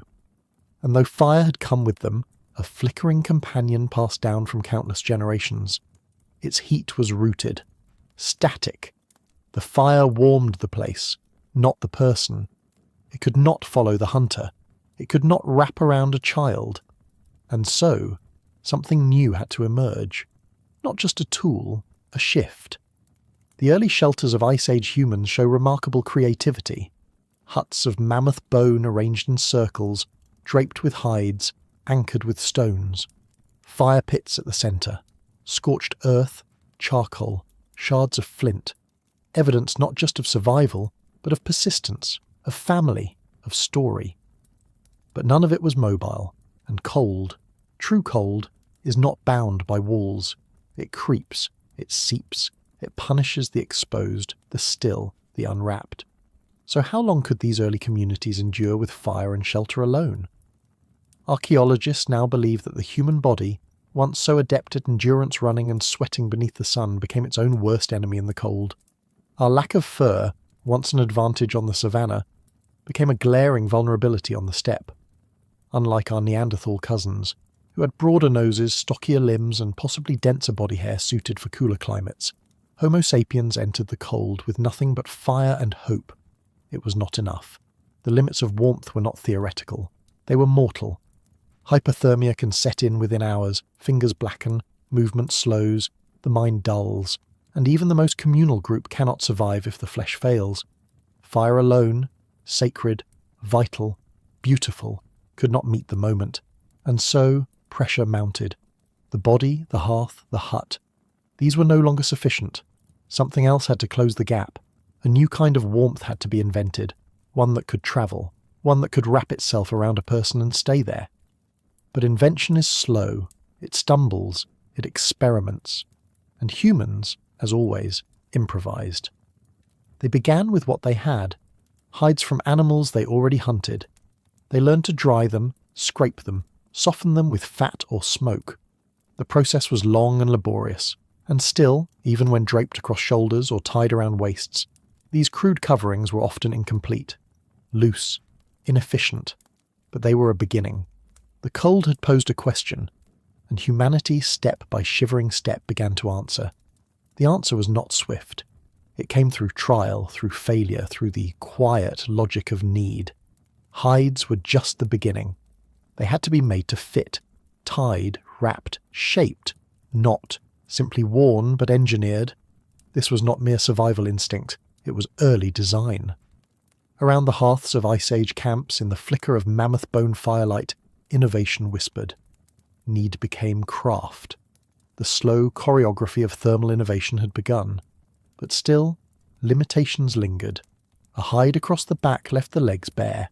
A wrap around the waist left gaps in the wind. Fingers numbed, skin cracked. Movement remained restricted. And so, humans, who once painted caves and carved beads, turned that same creative mind to the task of warmth. The invention of the awl, a pointed bone tool, marks one of the first great turning points. Now, hides could be punctured, sewn, laced, fitted, thread followed. Tendons and sinews were stripped from animals, cleaned, dried, twisted into cord. It was slow, delicate work. But suddenly, the body could be encased. Protection became portable, warmth walked, and with that step the world opened again. The frozen plains of Ice Age Europe, once fatal, became navigable. Humans did not merely survive the freeze, they moved within it. The archaeological record shows a sudden expansion, deeper into northern latitudes, higher into mountains. With sewn garments, people no longer needed to flee the cold. They met it, dressed for it, faced it as a force, not a finality. But the breakthrough was not just physical, it was cognitive. To take a hide and imagine it as a second skin, to cut it, shape it, join it with others, this required abstraction, planning, trial and error. The same mind that decorated bones and carved symbols was now turning inward, refining not just tools but techniques. Clothing had become more than material, it was method, and like all methods, it could be taught, shared, improved. The cold had driven humans to a new kind of intelligence, one that wove biology, technology and community into a single thread. The pressure to stay warm had become a crucible. In it, not just the coat, but the coat maker was born. Now, every stitch told a story, not just of survival, but of transformation. And in this new chapter of human adaptation, something profound emerged. For the first time, clothing was no longer a ritual alone. It was a requirement. And with that requirement came refinement. Clothing evolved from crude necessity into complex adaptation. Over generations, patterns emerged, not only of shape and fit, but of layering. The idea that warmth could be trapped between materials, that dead air itself could serve as insulation, took hold. Hides were no longer worn flat, but doubled, fur inward, sometimes lined with grasses, moss or wool-like fibres from animals and plants. Humanity wasn't just surviving the cold, it was studying it, learning from it, responding. This era, the Upper Paleolithic, sees a blossoming of human material culture. Alongside tools and ornaments, we begin to infer more advanced clothing, fur boots, hooded cloaks, layered wrappings. While the garments themselves rarely survive, their traces do, in the polish on bone needles, the wear marks on awls, and the posture of buried bodies. Some burials, astonishingly preserved, reveal people swaddled with great care, layers of hide and fur arranged purposefully, the dead dressed not just for death but for meaning. And this meaning ran deeper than survival. Clothing had begun to divide, to specify. There were garments for warmth, but also for ceremony, some for hunting, some for rest. The act of dressing became a language, communicating role, age, function. Children were clothed differently from elders, men and women perhaps differently again. We cannot be certain of every rule, but the presence of decorated seams, layered construction, and buried accessories all point to a complexity that belies the notion of the primitive. These people were not wrapped in scraps, they were clothed in thought, and in that thought, a profound shift occurred. Clothing became a kind of infrastructure, an invisible architecture that allowed humans to push into regions otherwise inaccessible to their biology. Much like fire, clothing expanded our niche. It wasn't just a reaction to cold, it was a declaration against limitation, a way of saying, I will go where my skin cannot. I will move through a world not built for me and claim a space inside it. Thermal innovation became migration's partner, and slowly, as humans spread across colder territories, from the steppes of Russia to the permafrost of Siberia, even across the land bridge into the Americas, they brought with them not only language and stone tools, but the logic of layered skin. Clothing was no longer an accessory. It was the first architecture humans wore, the first environment they could build around themselves. It was the moment our species ceased to be bound by climate. Not because we conquered nature, but because we listened to it and adapted. The cold did not bow. It taught. And in that lesson, humanity answered with thread, with hide, with shared craft and memory. The question of how to endure had met its reply, and yet endurance was only part of the answer. The deeper story was what endurance had shaped, not just a response to the cold, but a new kind of human, one who had extended the boundary of their body outward, who had transformed vulnerability into vision. In every stitch, every softened hide, every scrape of bone into tool, there was a quiet revolution, the emergence of external biology. Because clothing was not simply worn, it was lived. It turned the body into a system, no longer naked flesh alone, but flesh in dialogue with its world. The human became modular, layered, recursive. Our ancestors began to dress their children before they could walk, to fashion coverings for sleeping, for hunting, for ritual. Clothing was no longer an act of necessity. It became an interface between the body and the elements, between individual and group, between self and cosmos. And even now, buried deep in permafrost, we find them. Tools etched with wear, sinew needles broken mid-seam, garments folded around long frozen bones. In those remains, the story endures. A body exposed to a world that should have killed it, a mind that refused to be silent, a hand reaching for warmth and creating it. The slow freeze had done more than test humanity. It had provoked a creative outpouring as essential as language, as sacred as fire. For every gust of wind that stole heat from the skin, a solution was sown. For every hour of darkness, a new kind of relight, flickering not from flame, but from foresight. And with these solutions, something else was born. Permanence. The cold made memory essential. A stitch that worked once must be remembered. A layering that saved a child must be taught. A hide cured just right must become a tradition. Out of this necessity, culture deepened. Garment became practice. Practice became lineage. We were no longer just shaping our tools, we were shaping ourselves. This was not domination over nature, not conquest. It was communion. The human body was not abandoned or shamed in the process. It was honoured by wrapping it in thought, in care, in adaptation. And slowly, the edge of what was survivable moved, not by miles but by inches, and with every inch gained, a world opened. One stitch at a time, one generation at a time, the fire still burned, the shelters still stood. But it was the garments, the soft shields we built around our skin, that turned the cold into a teacher and the body into a student. And through that learning, humanity crossed the threshold, not into comfort, but into resilience, wrapped not just in hide, but in hope. In a forgotten shelter of wind and stone, beneath skies torn with ice and silence, a hand once held a sliver of bone, no longer meant to pierce flesh, but to bind it. Not a spear, not a knife, a needle, fragile, thin, the size of a child's finger. But in that tool, its point polished to brilliance, its eye hollowed with careful patience, a revolution began, not of conquest but of connection, not of death but of warmth, and it was silent. No clang of metal, no firestorm, just thread pulled through hide stitch by stitch in the glow of firelight. And somehow that small motion, repeated in darkness, changed what it meant to be human. 40,000 years ago, deep in the Paleolithic night, the first bone needles appear in the archaeological record. Carved from the bones of birds or slender mammals, they are astonishing in their delicacy. They do not look like accidents. They do not look like first attempts. Some bear grooves, some symmetry. All bear the unmistakable trace of intention. But what drove that intention? What cold, what hunger, what dream shaped the bone into such a purposeful form? It is hard to know where.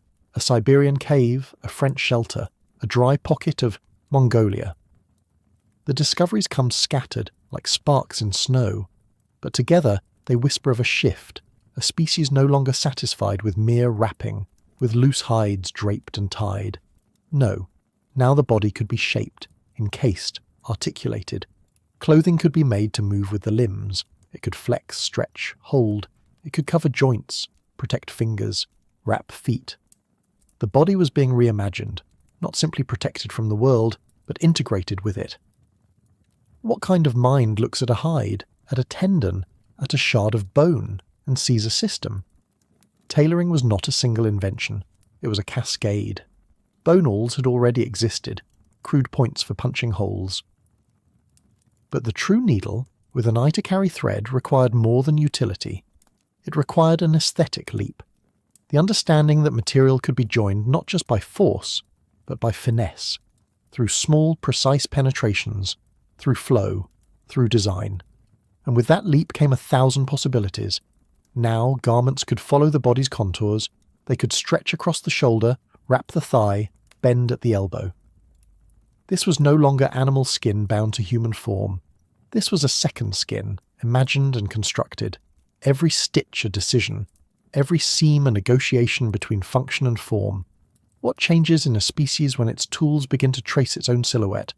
The spear may feed, the wheel may carry, but the needle transforms, and it does so in silence, in the dark, with hands that do not strike, but weave. And as they wove, they reshaped not only what humans wore, but what humans could be. Tailoring was more than protection. It was permission to roam farther, to sleep beneath open stars in frost-bitten valleys, to ascend into alpine cold, to hunt in snow, to birth in safety, to live where life had once refused to root. The needle, slender and silent, unlocked the cold world. But this expansion came at a cost. Tailoring is laborious. It requires time, patience, practice, and planning. Each garment had to be conceptualized before it could be cut. A sleeve needed a shoulder, a boot needed a sole. Nothing could be improvised. Every stitch linked a moment to the next. This was not survival alone, it was foresight, and foresight, once kindled, never retreats.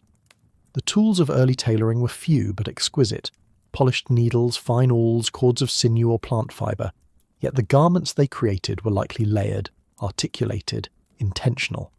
Some burials, like those found in Sungir, Russia, contain not only beads and ornaments, but the faint impressions of tailored clothing, shaped close to the body and likely decorated with symbolic precision. These weren't rags, they were engineered identities, and they mattered. Because tailored clothing didn't just shield the skin, it dignified it. It said, "You're not at the mercy of this world. You're not only prey to the cold, nor slave to the wind. You carry within you the power to reshape the environment's demands. You do not conquer, but you converse. And with each seam, that conversation deepens. Imagine the scene, a family gathered near fire, wind howling at the tent's seams, and someone, young or old, threading sinew through a bone needle, stitching a new cuff, repairing a seam, fashioning a wrap for a child not yet born." These moments were not dramatic. They were quiet, repetitive. But in that repetition, culture was made. Knowledge passed, roles defined, the act of sewing became social, and social became survival. For tailored clothing could not be made by one person alone. It required skill passed down, shared labour, collective investment. Someone hunted, someone scraped, someone softened, someone stitched. The garment was not a possession. It was a product of community, an artifact of trust. And so, from this simple tool, barely larger than a twig, came an entire architecture of cooperation. A needle, threaded and held in cold hands, bound more than fabric. It bound the species. And in that binding it changed the human story, not through fire or fang, but through fabric. For the first time in evolutionary memory, the external environment no longer held total dominion. The needle gave humanity not just warmth, but agency. It made the body adaptable, not in the slow rhythm of genes and generations, but in real time. In a single season, a community could fashion new garments suited to a new threat, a new terrain, a new ritual. Tailoring became an extension of thought itself. But beyond function, something more subtle began to stir. When clothing fit the body, when it could be shaped, tightened, layered, it invited expression. Decorative stitching, trimmed hems, patterns in thread. The difference between covering and adornment blurred. And that blurring revealed something astonishing. Humans were no longer dressing just to survive. They were beginning to dress to signify. This is the twin legacy of the needle, warmth and meaning. The symbolic possibilities of clothing now unfolded. A stitch could carry memory, a colour could signal status, a shape could mark gender, generation, kinship or clan. Clothing became an outward display of inner life, of who you were, where you belonged, what you valued. And the needle was the chisel. We see this echoed in burials like that of the so-called Sungir children, found with thousands of ivory beads sewn into their garments, beads that would have required hundreds of hours to create and attach. These weren't just clothes, they were cosmologies. Garments became story-bearing skins, stitched not only with thread but with identity. And that identity, once wearable, could be transferred, handed down, taught, garment as heirloom, stitch as tradition. It is easy to overlook this revolution because it does not shout, but the needle whispers through history, altering everything. It does not dominate like the spear. It does not reshape the land like the plough, but it threads through every other act of humanity, enabling journey, softening hardship, dignifying ritual, and it leaves behind the smallest of traces, a hole in hide, a sliver of carved bone, a wear pattern at the tip of a tool. These are the ghosts of tailoring, and they tell us the human story is not only one of might, it is also one of craft, and this craft rippled outward, from the warmth of a single body to the structure of entire societies. As tailoring became more refined, So too did the complexity of garments, and with it, the complexity of roles. Who stitched? Who wore what? Who adorned whom? Clothing began to map the social architecture, not merely protecting flesh, but locating people within a cultural matrix. The needle didn't just draw thread through hide, it drew invisible lines between individuals, between generations, between symbols and status, weaving community into cloth stitch by stitch. And as the garments grew more intricate, so did their meanings. Decoration became language, repetition became ritual, patterns could signify tribe, readiness for marriage, achievements, mourning. In a world without written words, tailoring became script. The body, once a surface of raw exposure, was now a canvas of narrative. And yet the work remained quiet, done in the hush between hunts, in the warmth of family. The needle created no ruins, no monuments, only function, only form. And because of that, its legacy can be missed, passed over for the more visible triumphs of stone and spear. But every expansion into colder climates, every child carried across ice, every ritual elder buried in a ceremonial wrap, all point to this silent thread winding through time. Tailoring didn't just make survival easier, it made permanence possible. The logic of clothing was cumulative. Each stitch was a data point, a lesson retained, a solution remembered. This is perhaps the most human of all qualities, not simply to adapt, but to encode the adaptation, to retain it, to transmit it. The needle was an early recorder of memory, far older than the scroll, quieter than the drum, but no less potent.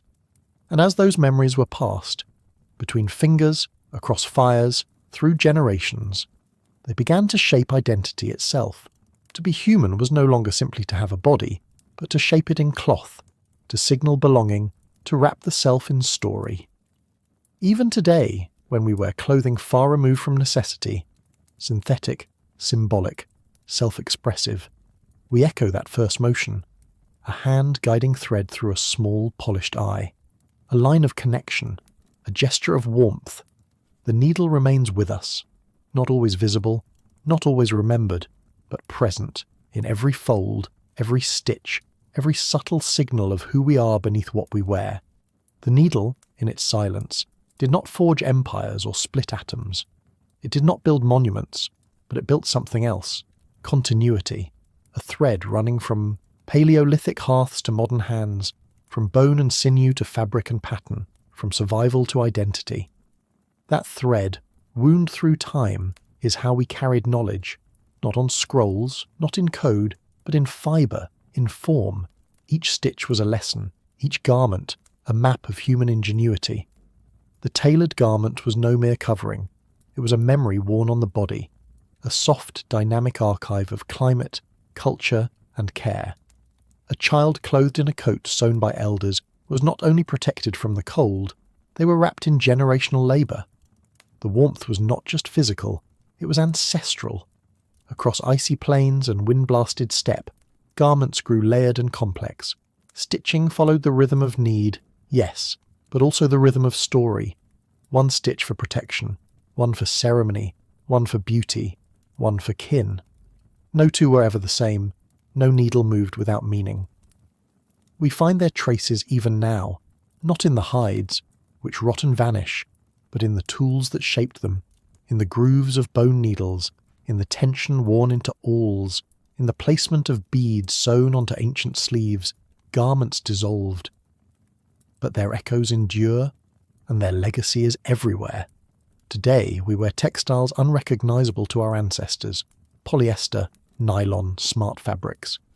But the gesture, the act of wrapping the self in chosen material, remains. Every outfit is a whisper of that first motion, a hand threading sinew through bone, a stitch pulled tight against cold, a decision made in darkness, not just to survive, but to signify. Because even now we do not dress only for weather, we dress for identity, for love, for grief, for joy, we dress for memory. And the needle, though often unseen, remains our oldest partner in this quiet practice. Its invention marked a turn, from body to symbol, from shelter to selfhood. It allowed us to carry more than tools. It allowed us to carry meaning, across miles, across millennia. What is the needle, then, if not the first pen? a stylus for skin, a writer of warmth. Not every revolution roars. Some are whispered, some are sown, and this one, born of necessity, refined by care, stitched the human experience into permanence. So when you thread a needle, when you repair a seam, when you pull thread through cloth, know this: you're performing one of the oldest human rituals, a ritual of resilience, of recognition, and above all, of remembrance. It began with warmth, with survival, but it did not end there. What we wrapped around our bodies soon began to reshape more than skin. It redrew the human form itself, not in bone or blood, but in perception. And somewhere along that quiet arc, the naked body, once ordinary, once everywhere, vanished. But where did it go? To cover is to protect, yes, but it is also to conceal. With the rise of clothing came a new form of absence. The natural state of the body became a private one, a state to be hidden, to be revealed selectively, and thus to be invested with meaning. The bare form, once the default of existence, became a statement, a taboo, a question, a tension. And so began the long choreography of visibility. What parts of the body could be seen, and by whom? What was sacred? What was profane? Across cultures and climates, these lines varied wildly. But the line itself, the division between what was exposed and what was obscured, became universal. Clothing transformed the human body from a unified surface into a mosaic of permissions and prohibitions. Shoulders in one place, hair in another, ankles in yet another. Each boundary marked not by biology, but by belief. We must wonder, when did the act of dressing cease to be about warmth and begin to be about control? With concealment came categorization.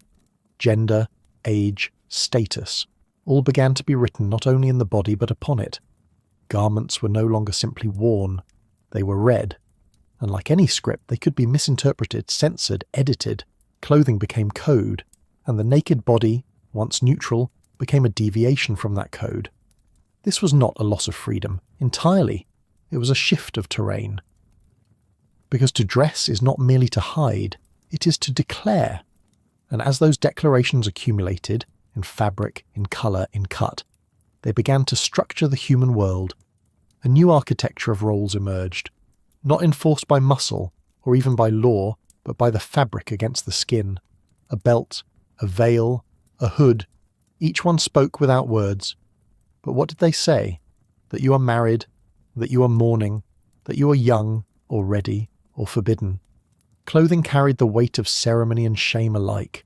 It became a passport through the social landscape, granting entry or denying it.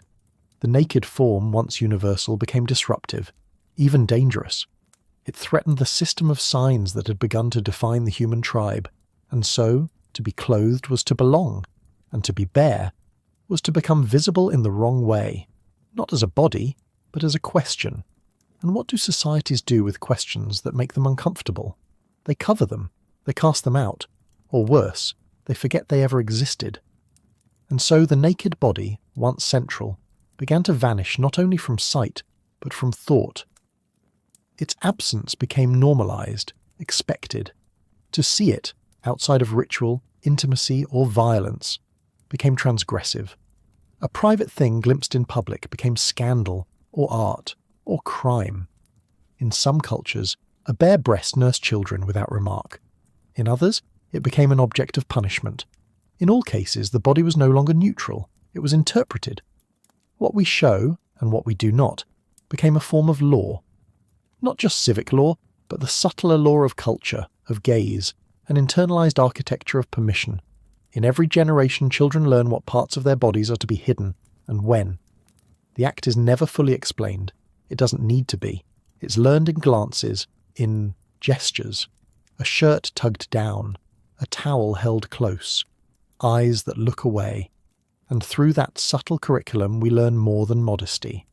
We learn the body has rules, and once those rules exist, they can be applied unevenly. To women, more than men. To the poor, more than the rich. To strangers, more than kin. To those whose bodies do not conform to the dominant ideal, heavier, older, scarred, the burden of invisibility grows heavier. Clothing, meant to cover, now polices. It becomes a gatekeeper, not just to warmth, but to worth. But visibility is not only about shame, it is also about power. What is concealed is controlled, but also protected. Clothing began to function like a border between public and private, between self and society. In ancient times, veils were not just religious, they marked elite status. The covered woman was not always oppressed. She was set apart, unavailable, enclosed, enshrined. So too did garments begin to define roles, not just bodies. The apron of a baker, the feathers of a shaman, the robe of a judge. The uniform made the role visible, and in doing so, made the person partially invisible beneath it. The individual yielded to the symbol. You no longer saw a man or woman. You saw the role, and the role spoke louder than the flesh beneath it. This was the paradox of clothing. It could obscure to protect, or obscure to erase, and sometimes both. Even today, our wardrobes are not just choices. They are negotiations, with weather, with context, with hierarchy. What you wear to a funeral, to a job interview, to a protest. Each one speaks before you do, and in that speaking the body recedes. What was once us becomes what covers us, and what covers us becomes what defines us. And the skin, the actual skin, is left behind, not as taboo alone, but as an enigma. A ghost beneath fabric, still present, still felt, but no longer seen. And what is unseen becomes powerful, or perilous. The invisible body holds a strange gravity. In its absence, we imagine it, distort it, project onto it. When we are denied the sight of something natural, we begin to mythologize it. Desire sharpens, judgment hardens, a silhouette glimpsed becomes more potent than a body revealed. In this way, the hidden form becomes more than skin. It becomes symbol, and symbols are rarely neutral. Through clothing, the naked body became not only obscured but abstracted, a site for moral judgment, for social anxiety. Is this proper? Is that allowed? Who decides? The answer is never just one culture or law. It is a web of expectations, spun over centuries clinging to us still. To be clothed is not just to wear fabric, it is to wear history, and history, like clothing, rarely fits all bodies the same. As clothing styles multiplied, so too did their messages.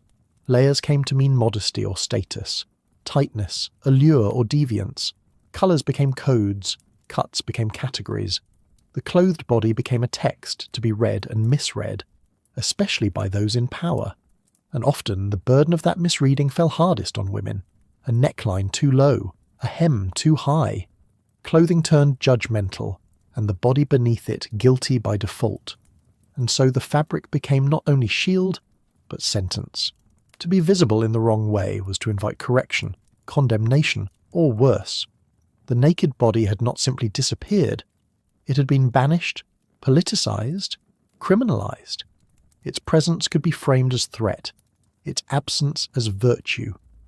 A strange inversion had taken place.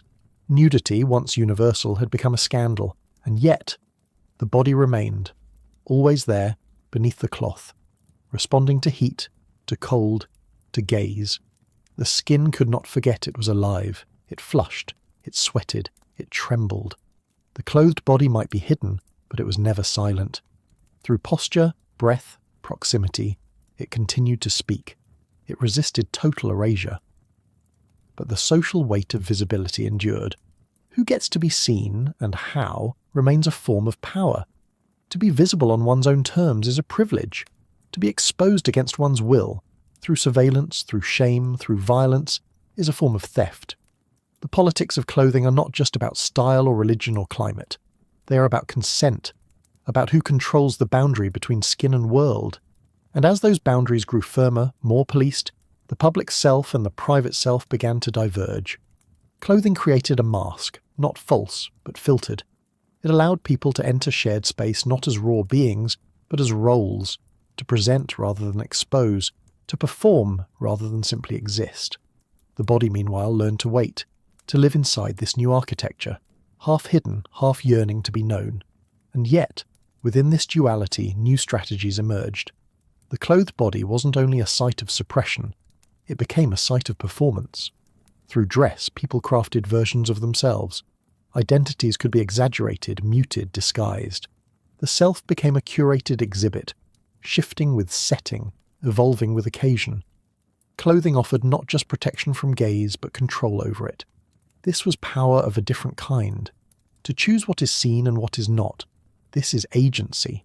In many cultures, garments became theatrical tools, ceremonial robes, festival masks, painted skins beneath transparent veils.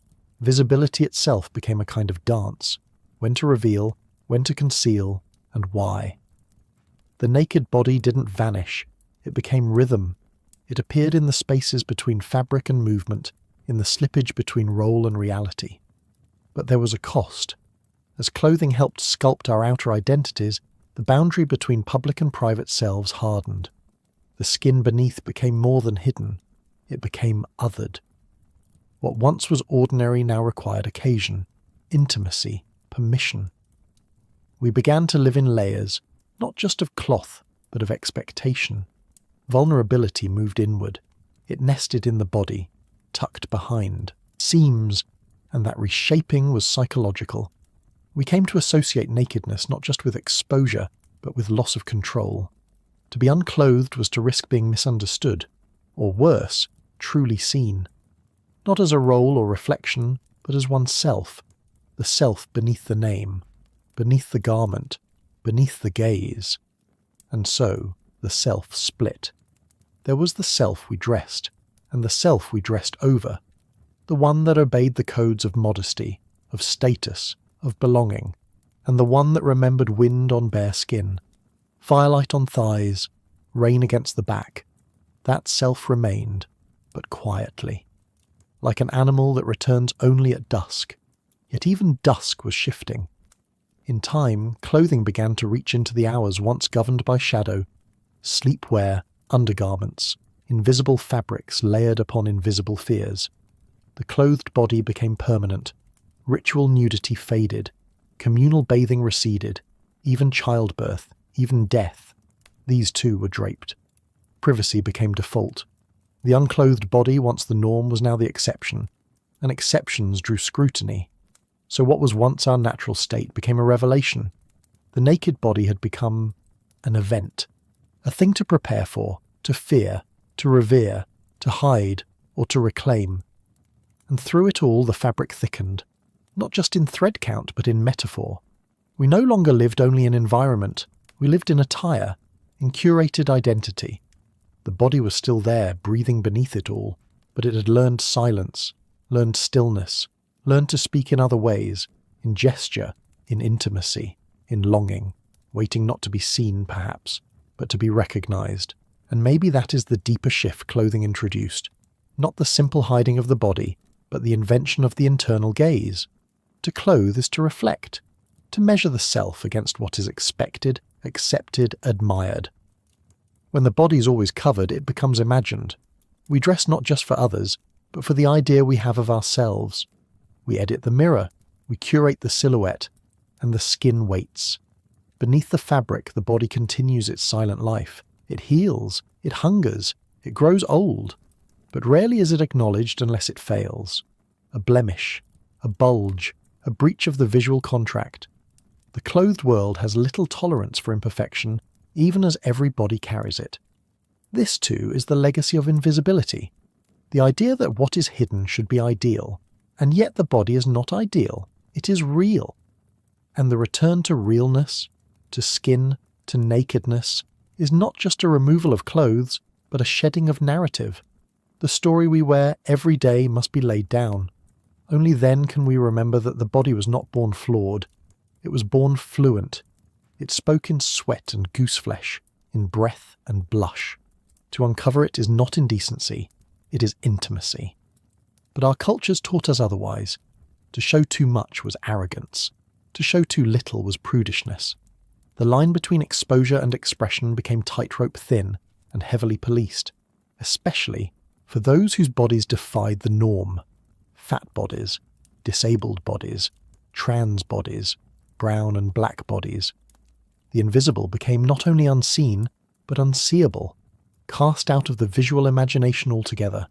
This is why visibility matters, not spectacle, not performance, but presence. To reclaim the body from shame is to reweave a broken thread, a line stretching back to when skin was not symbol, but self. When being visible was not about being judged, but being acknowledged. And perhaps slowly that thread is mending.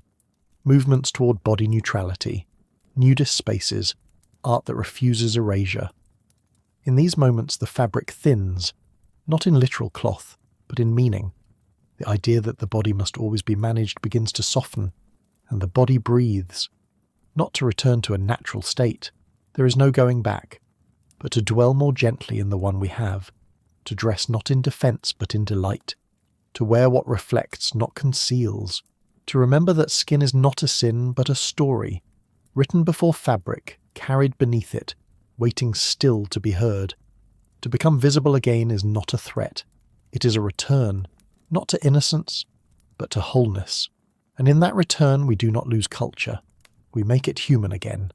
We dressed ourselves not just to survive, but to become. Once the body was immediate, it rose with the sun, bare to the wind and ash, bathed in light without interpretation. It simply was. But the moment we clothed ourselves, not just in warmth, but in form, in colour, in cut, we split the body from the self. Something ancient shifted. Identity, once gestured in scars and gait, now shimmered in texture, shimmered in adornment, shimmered in the stories woven into what we wore. When did we begin to see ourselves through layers? The first layers may have been animal hides, bound at the shoulder or waist, crude but potent. These weren't just tools against cold, they were statements. Who had hunted, who had given, who had received. Later, it was shells, beads, ochre, bone, not for survival, but for meaning. The earliest signs of individuality emerged not from shelter or flame, but from decoration. We clothed not just the skin, we clothed the spirit. And from this weaving of flesh and intention, something stranger was born. We began to recognize status, not strength or age alone, but position. That one belonged above, and this one below. A necklace of lion's teeth was not just memory, it was hierarchy. The tilt of a headdress was not just style, it was a symbol. Clothing became vertical, it climbed ladders, it carved lines between the hunter and the herder, the elder and the initiate, the seen and the silenced. What had once been warmth became warning. I am not like you. And the body, once naked in its truth, became a medium of strategy. In this new aesthetic battlefield, power no longer resided in the bones. It lived in the silhouette, the tallness of a hat, the precision of stitching, the rarity of dye. Across the ancient world, from Nile to steppe, from forest edge to frozen plain, the clothed body became a cipher, a riddle meant only for those who knew the code, who could afford the thread, who understood the ritual of dressing not just to cover, but to assert. How do we begin to believe in our own costumes? In time, garments stopped being expressions and became obligations. To wear incorrectly was to offend, to dress above one's rank. Heresy. Dress codes fossilized, norms hardened. Even colour could betray your role. Crimson for kings, soot for slaves. Each choice of fabric narrowed the space of self. The naked body was no longer just unprotected. It was rebellious, disruptive, unthinkable. We were now citizens of cloth.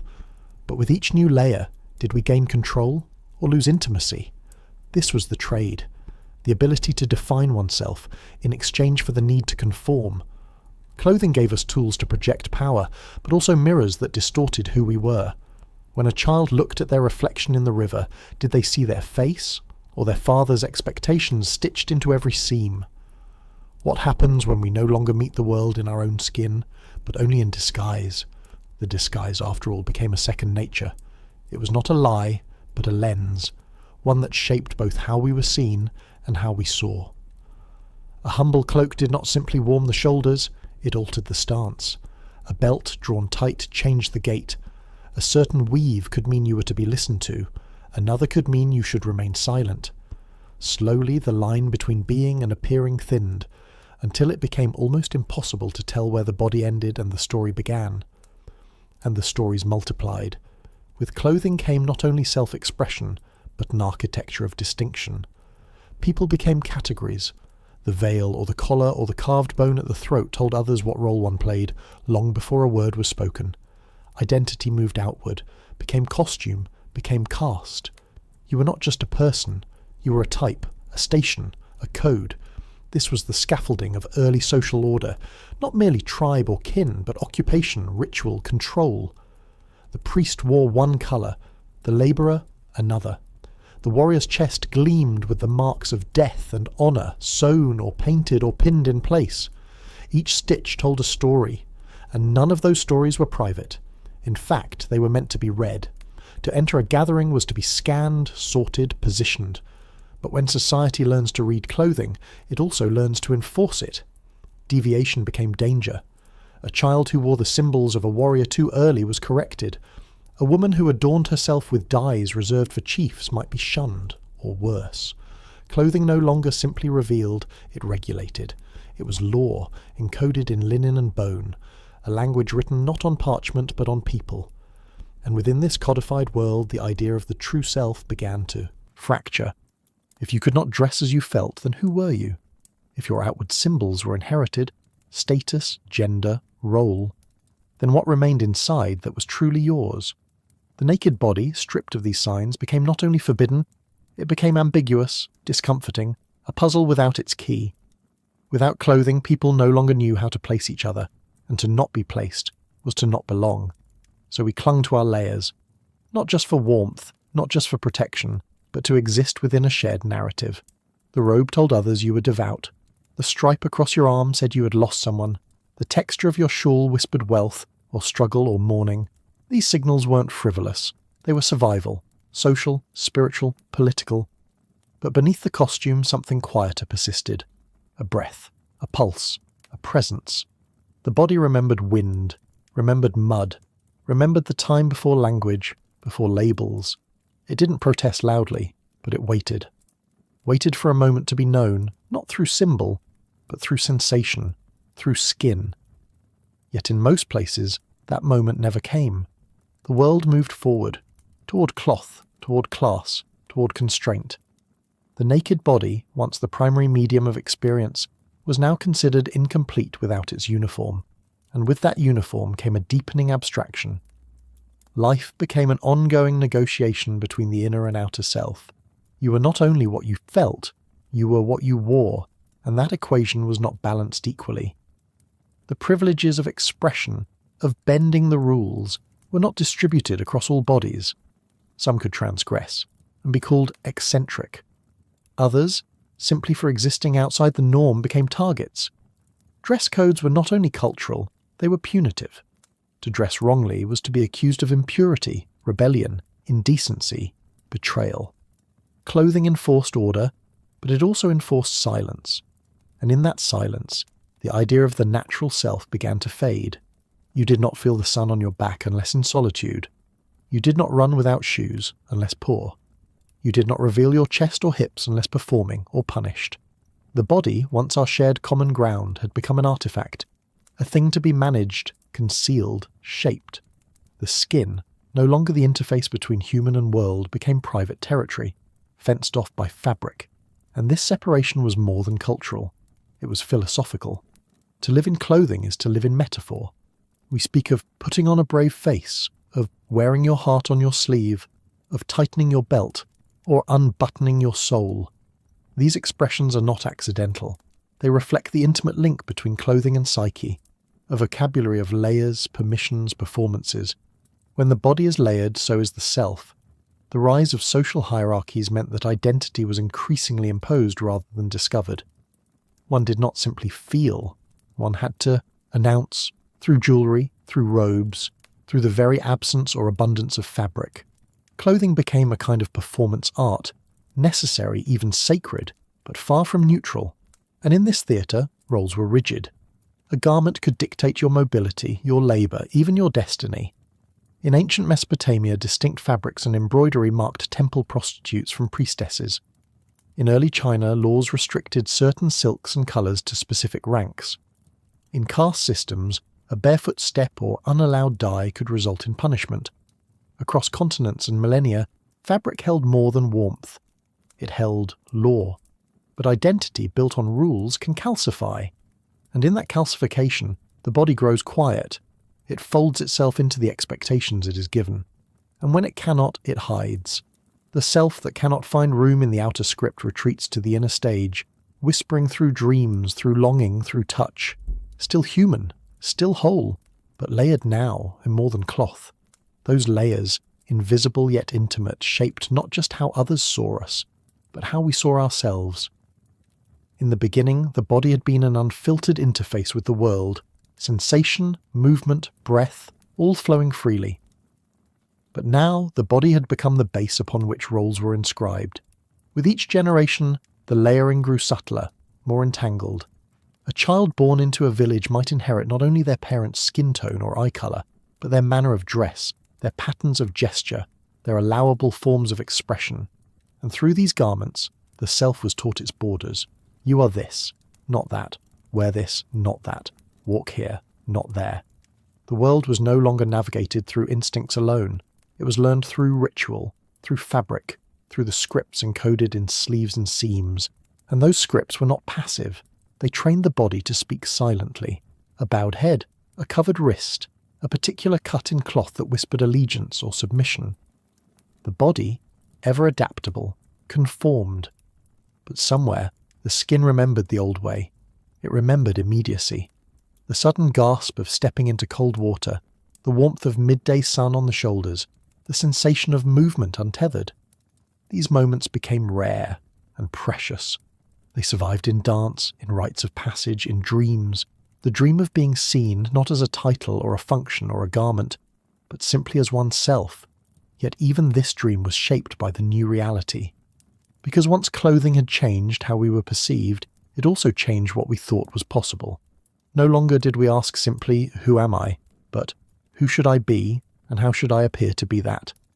Identity became a puzzle of presentation. The visible became strategic. Even in the earliest communities, adornment shaped access, to food, to marriage, to space, to memory. Those without the right garment were often forgotten, or forbidden. So the body adapted again.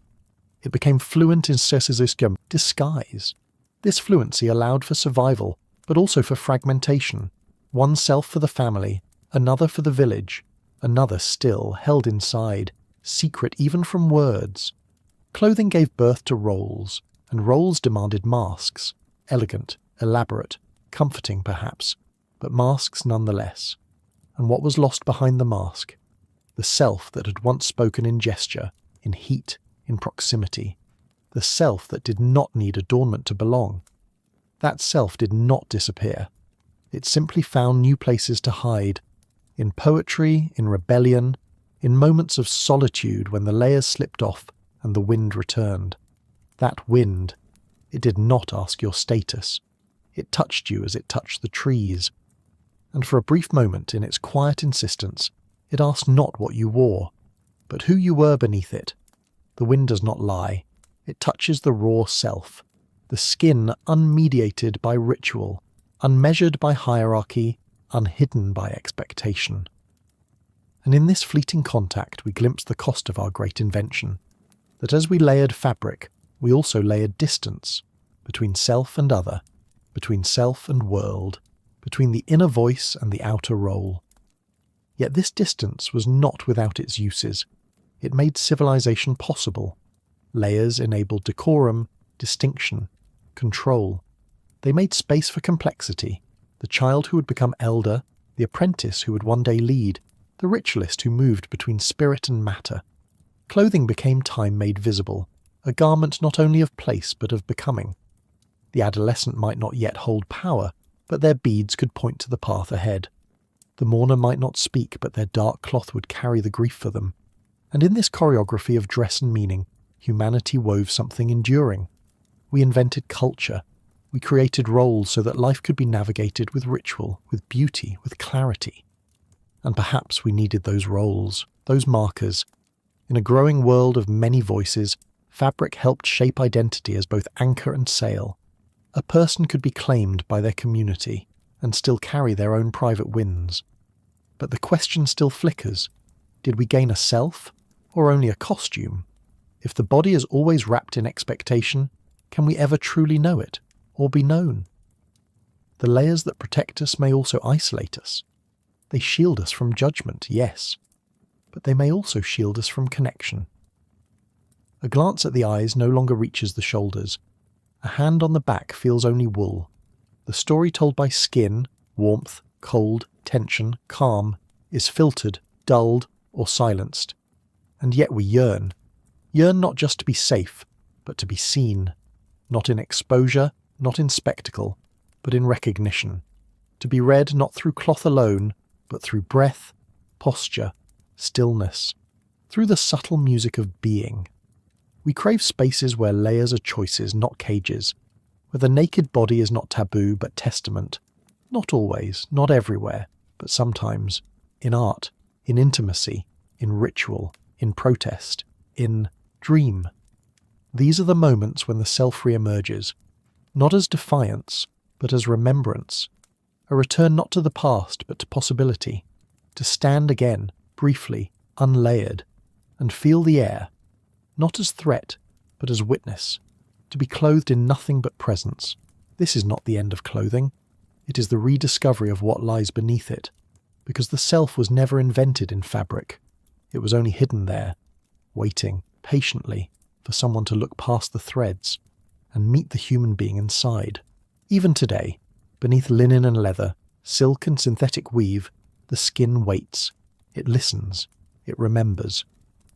We walk through glass cities, encased in layers, adjusted for temperature, trend, or modesty.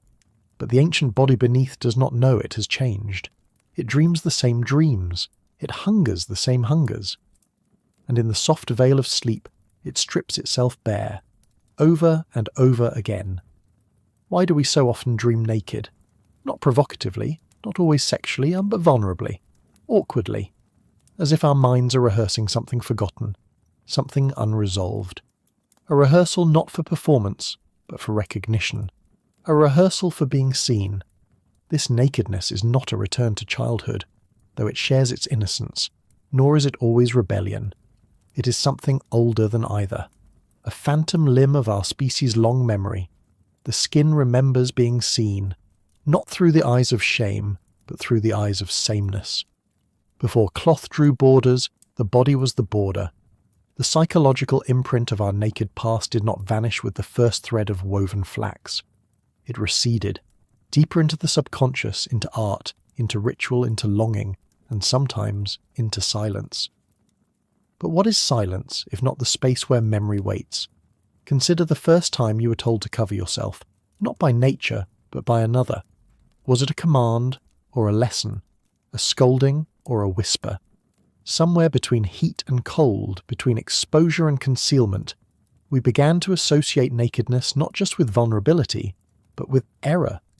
To be unclothed was not just to be cold, it was to be improper, dangerous, incomplete. But if this was true, why do so many of our myths begin with the unclothed body? Adam and Eve walked naked in a garden not of sin but of unawareness. Only after the knowledge of good and evil did they sew fig leaves, as if morality itself required fabric. In the Greek imagination, heroes and gods moved unclothed across battlefields and heavens, not ashamed, but exalted.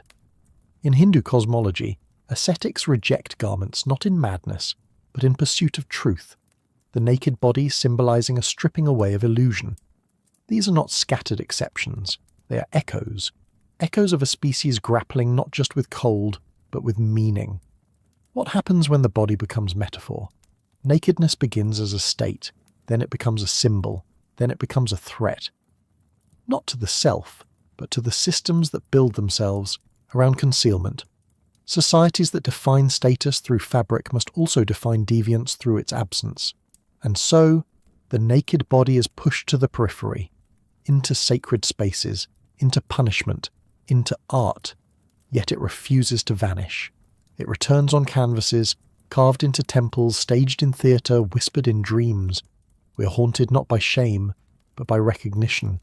Something inside us sees the uncovered form and remembers a time before remembering required clothes, and perhaps that is why the naked body, though draped and dismissed, never truly disappeared from our culture. It returned not in daily life, but in dreams, in devotions, in defiance. Where rules became rigid, the body responded with metaphor. Through sculpture and song it stepped back into the light, not to provoke, but to persist. Art became its sanctuary. From Venus figurines buried in Paleolithic soil to Renaissance nudes painted in reverence, not lust, the body found a way to be seen again. It was carved in stone with reverence, painted in oils with longing, danced into firelight with memory. It was never just a body. It was always something more, a question, a key, a mirror. What does it mean to be human? Artists turned again and again to the flesh as their answer. But not everyone approved. As civilizations hardened their rules, the naked body became dangerous again. The same torso that once symbolized strength now signaled seduction. The same breasts that once fed the future now had to be hidden from it. A line was drawn between beauty and obscenity, and it was rarely consistent. What was worshipped in temples was censored in homes. What was sculpted in marble was covered in schoolbooks. We hid what we couldn't unsee and shamed what we secretly still revered. This paradox lives at the core of modern modesty. We wear clothes for warmth, yes, but also to participate in a social contract, to be appropriate, to belong. Yet the very persistence of nudity in our stories, our fantasies, our fears, suggests that we have not truly let go. The body remains a boundary and a beacon. It signals life, death, birth, vulnerability, power. It marks what we are, what we pretend not to be, and what we long to become again. Rituals reveal this duality. In funerals, the body is sometimes bathed and shrouded, prepared as if stepping backward into some ancient symbolic nakedness. In birth, the first gasp of air hits raw skin. No costume, no pretense. The entry and exit points of human life are still clothed in the language of exposure. We come in naked, we often leave the same way, wrapped not in fabric but in ritual meaning. And there are other spaces, hidden but enduring. Tribes who still conduct ceremonies in partial or full nudity, not for eroticism but for spiritual continuity. Monastics who renounce clothing to renounce illusion.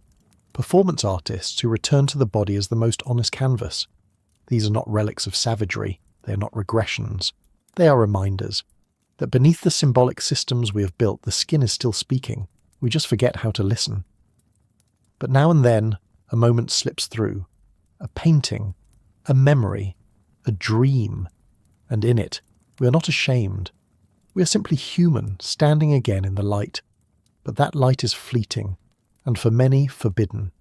In much of the world, nakedness is no longer simply out of place. It is illegal. What once was natural has become, in many societies, a crime. Public nudity is punished not because it is inherently violent, but because it is disruptive. It interrupts the illusion that we are not, underneath it all, still animals, still mortal, still vulnerable.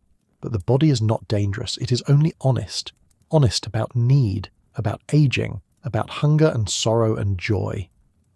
When we remove the layers, whether physically or metaphorically, we do not descend into chaos. We return to clarity.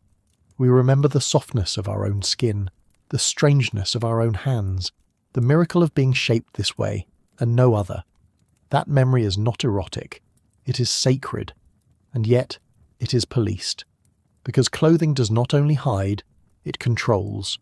Who may be seen, how, and by whom.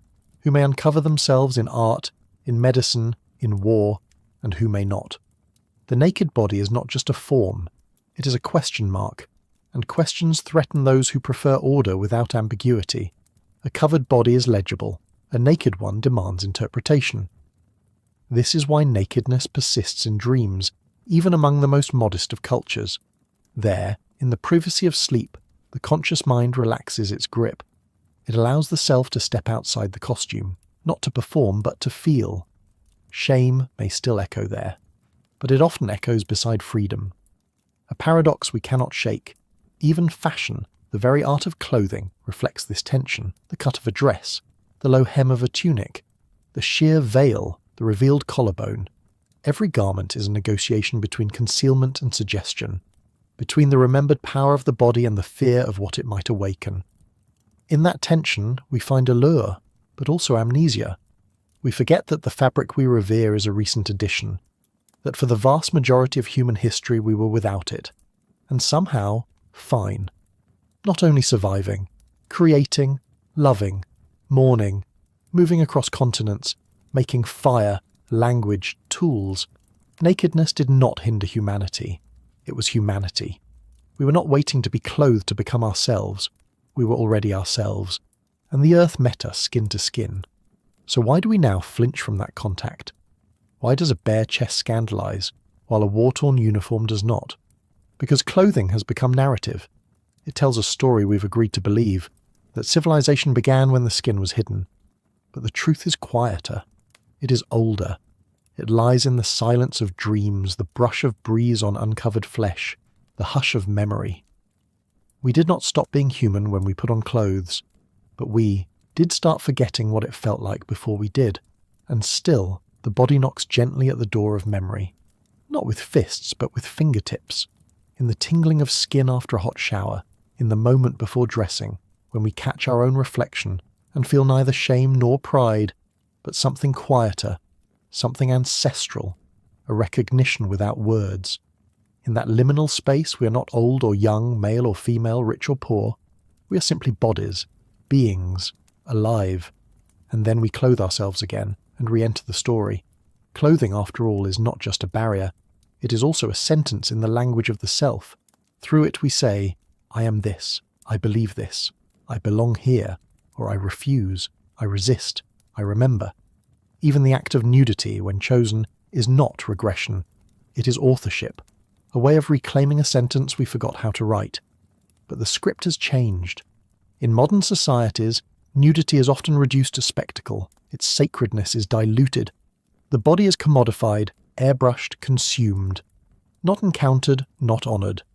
The ancient conversation between flesh and world, the honest aching presence of being alive in a skin, is muffled by marketing, by shame disguised as decorum, by confusion sold as confidence. And yet the echoes continue. They resound in the cracks, in ceremonial dances where the body paints itself instead of dressing, in healing practices that touch skin with reverence, in whispered traditions where children are still taught that their body is not a problem, but a story they are allowed to know, a story they are allowed to tell. This is not about rejecting clothing.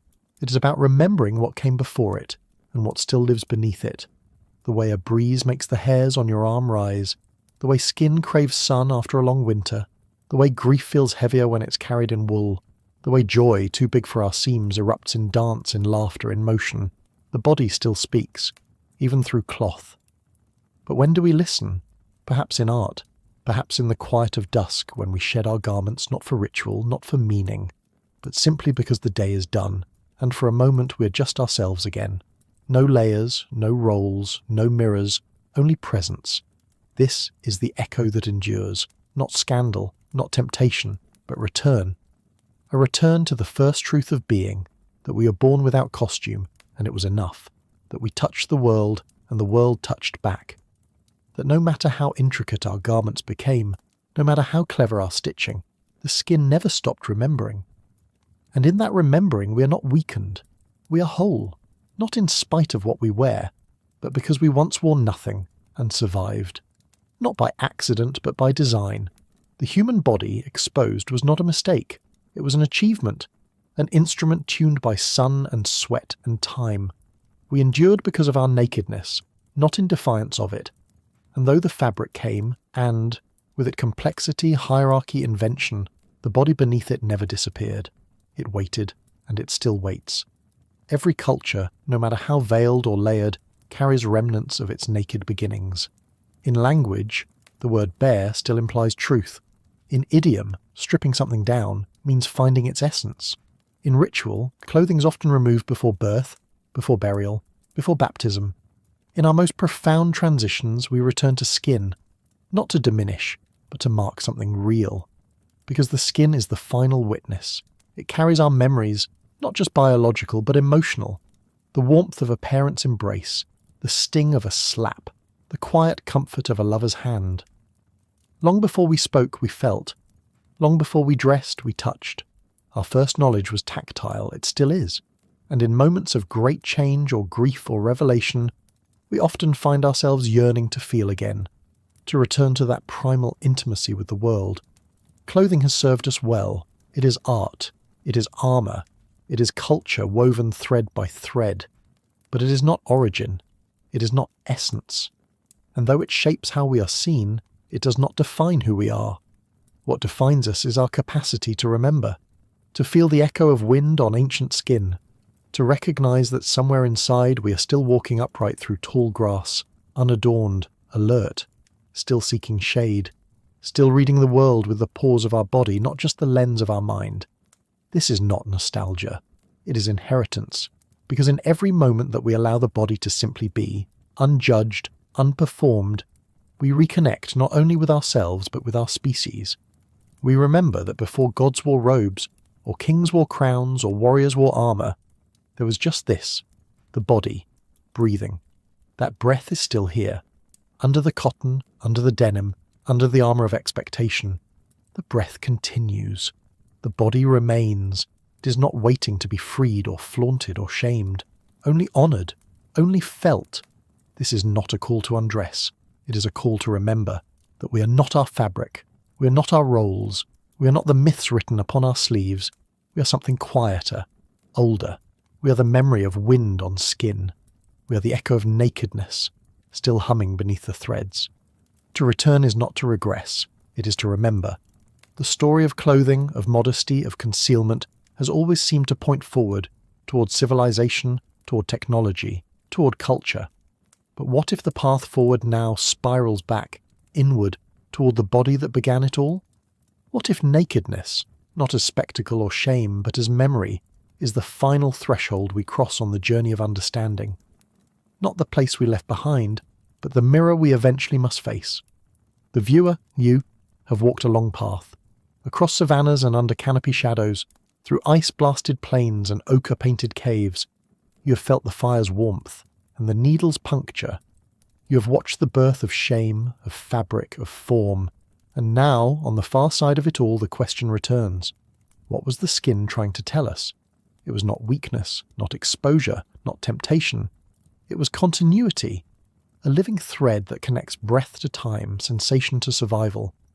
Long before language could describe it, skin remembered. Every goosebump under wind, every burn beneath sun, every graze from another's touch became a record, a sensory archive older than any textile. And the further we covered it, the more that record fell silent. But the body does not forget so easily. Deep in the architecture of the brain, circuits still light up in response to temperature, to pressure, to naked proximity. The limbic system, that ancient seat of instinct, has not evolved away from the raw immediacy of skin. Evolution does not erase, it adapts, and so our neural pathways continue to respond to the world in ways shaped by our furless ancestors, tracking heat, anticipating touch, mapping intimacy through physicality, not abstraction.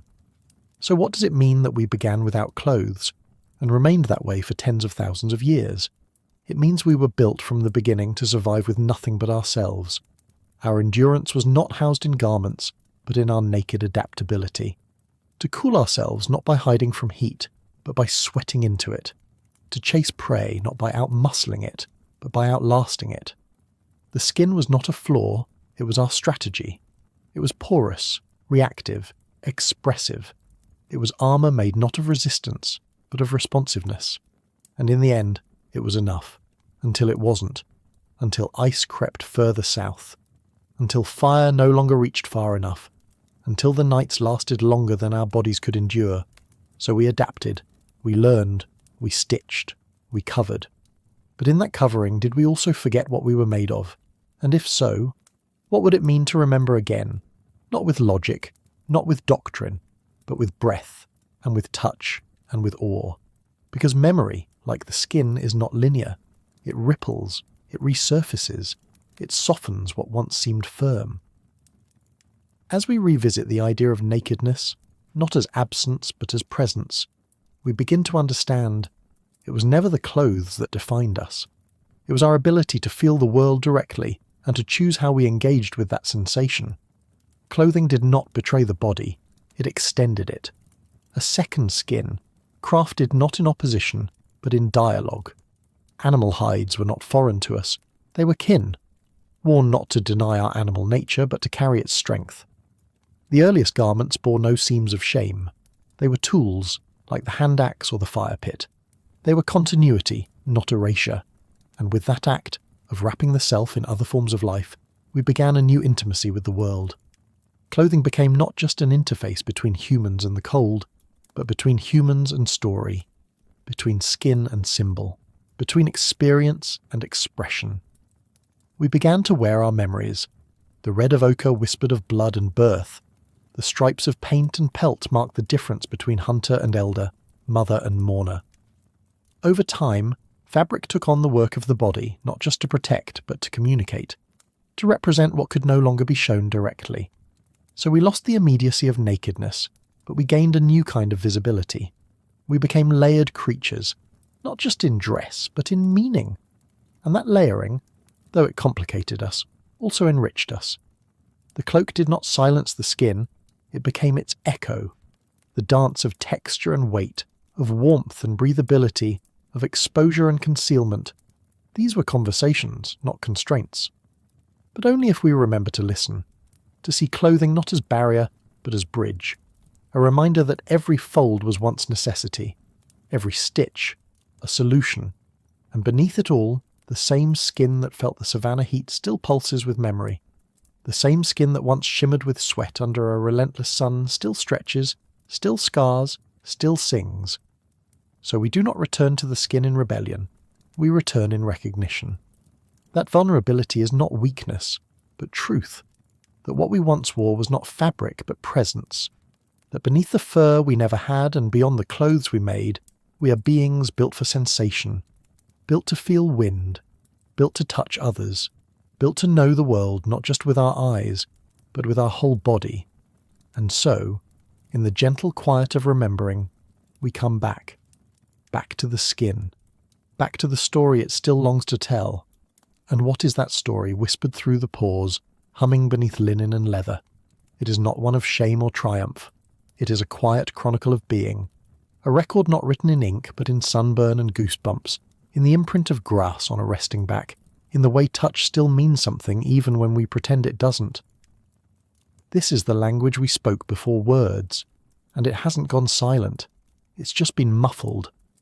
Because deep beneath the surface of every ritual, every custom, every hemline, there is still the memory of what it meant to stand unguarded, to stand not in defiance, but in participation, with air, with water, with fire, with another's gaze, and not to be consumed by it, or reduced to it, but to be with it, fully.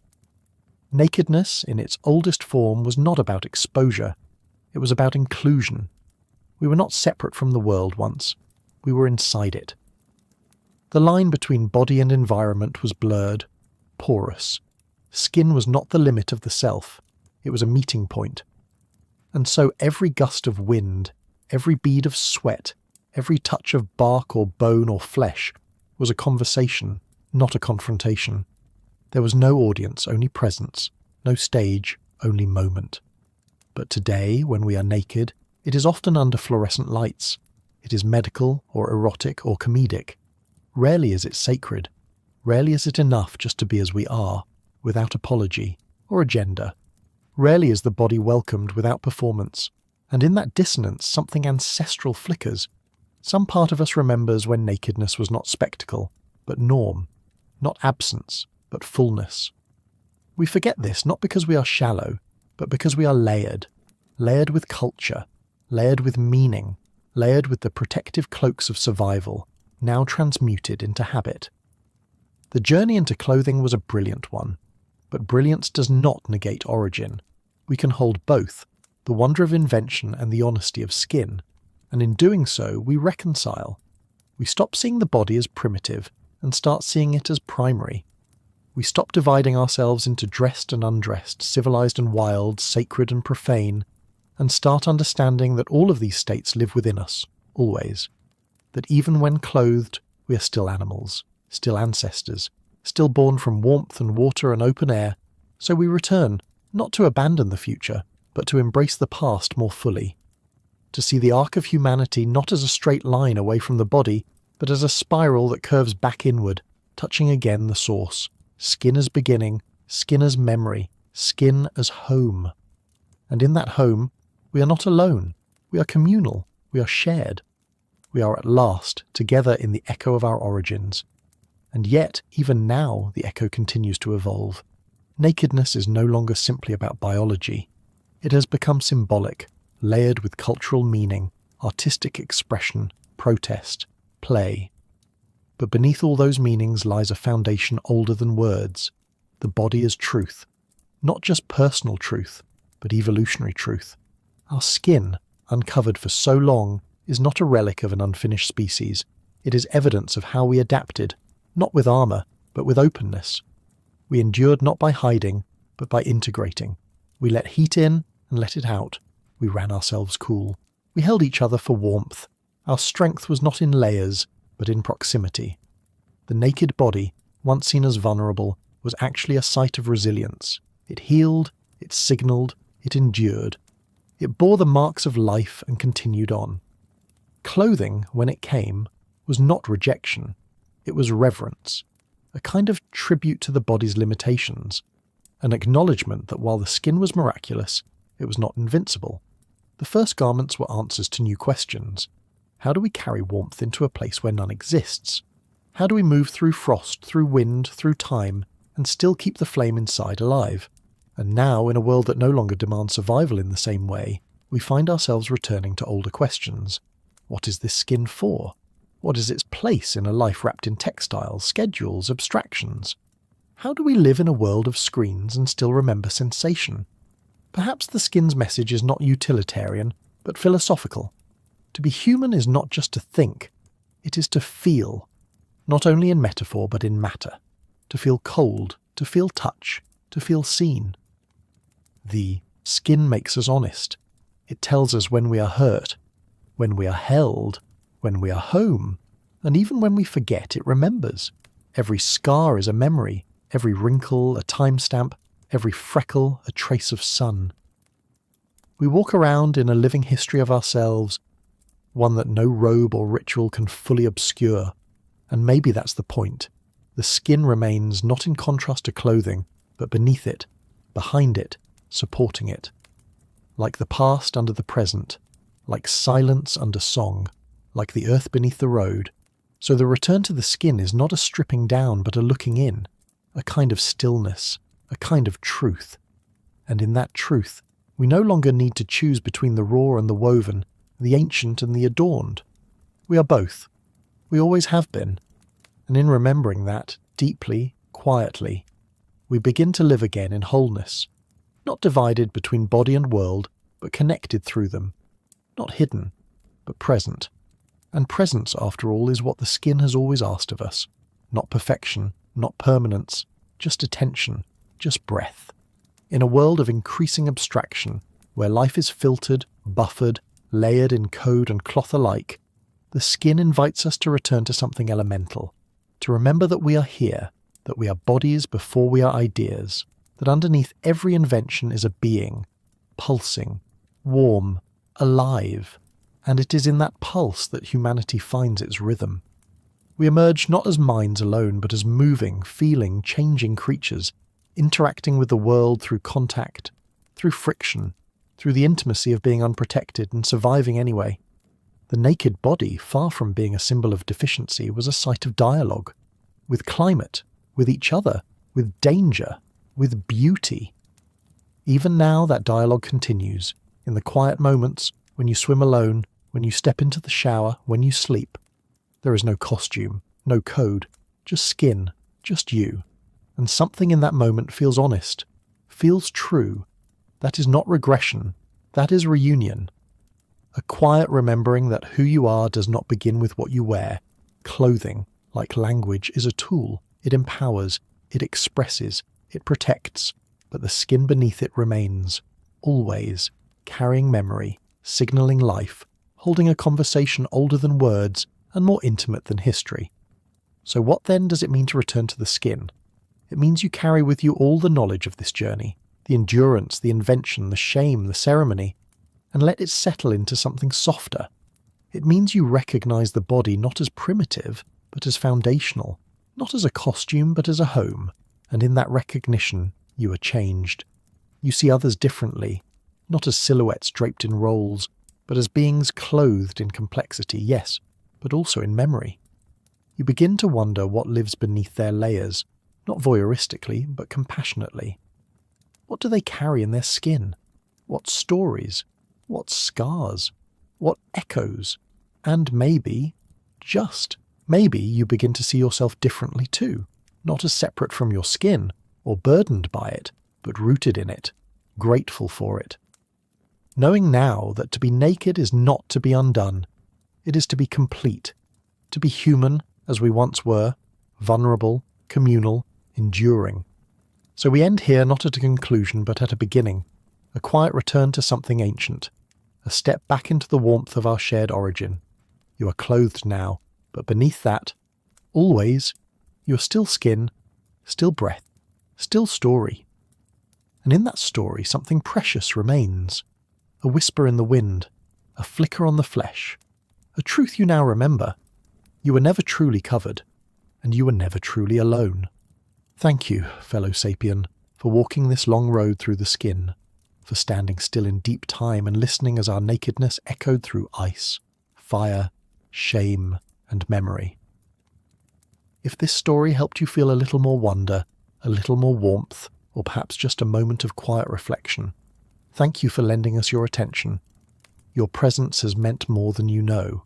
I wonder what part of this story will remain with you. Was it a word, a gesture, a sensation you recognized in your own bones?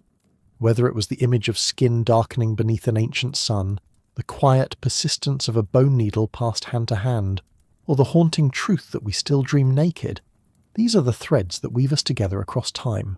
If one of them lingers in you, feel free to share it in the comments, as a quiet offering, part of what builds this thoughtful little community. If you're still with us, and still curious, consider subscribing. There's more to uncover, more hidden layers, more forgotten paths we'll wander together. Until next time, stay curious, stay thoughtful,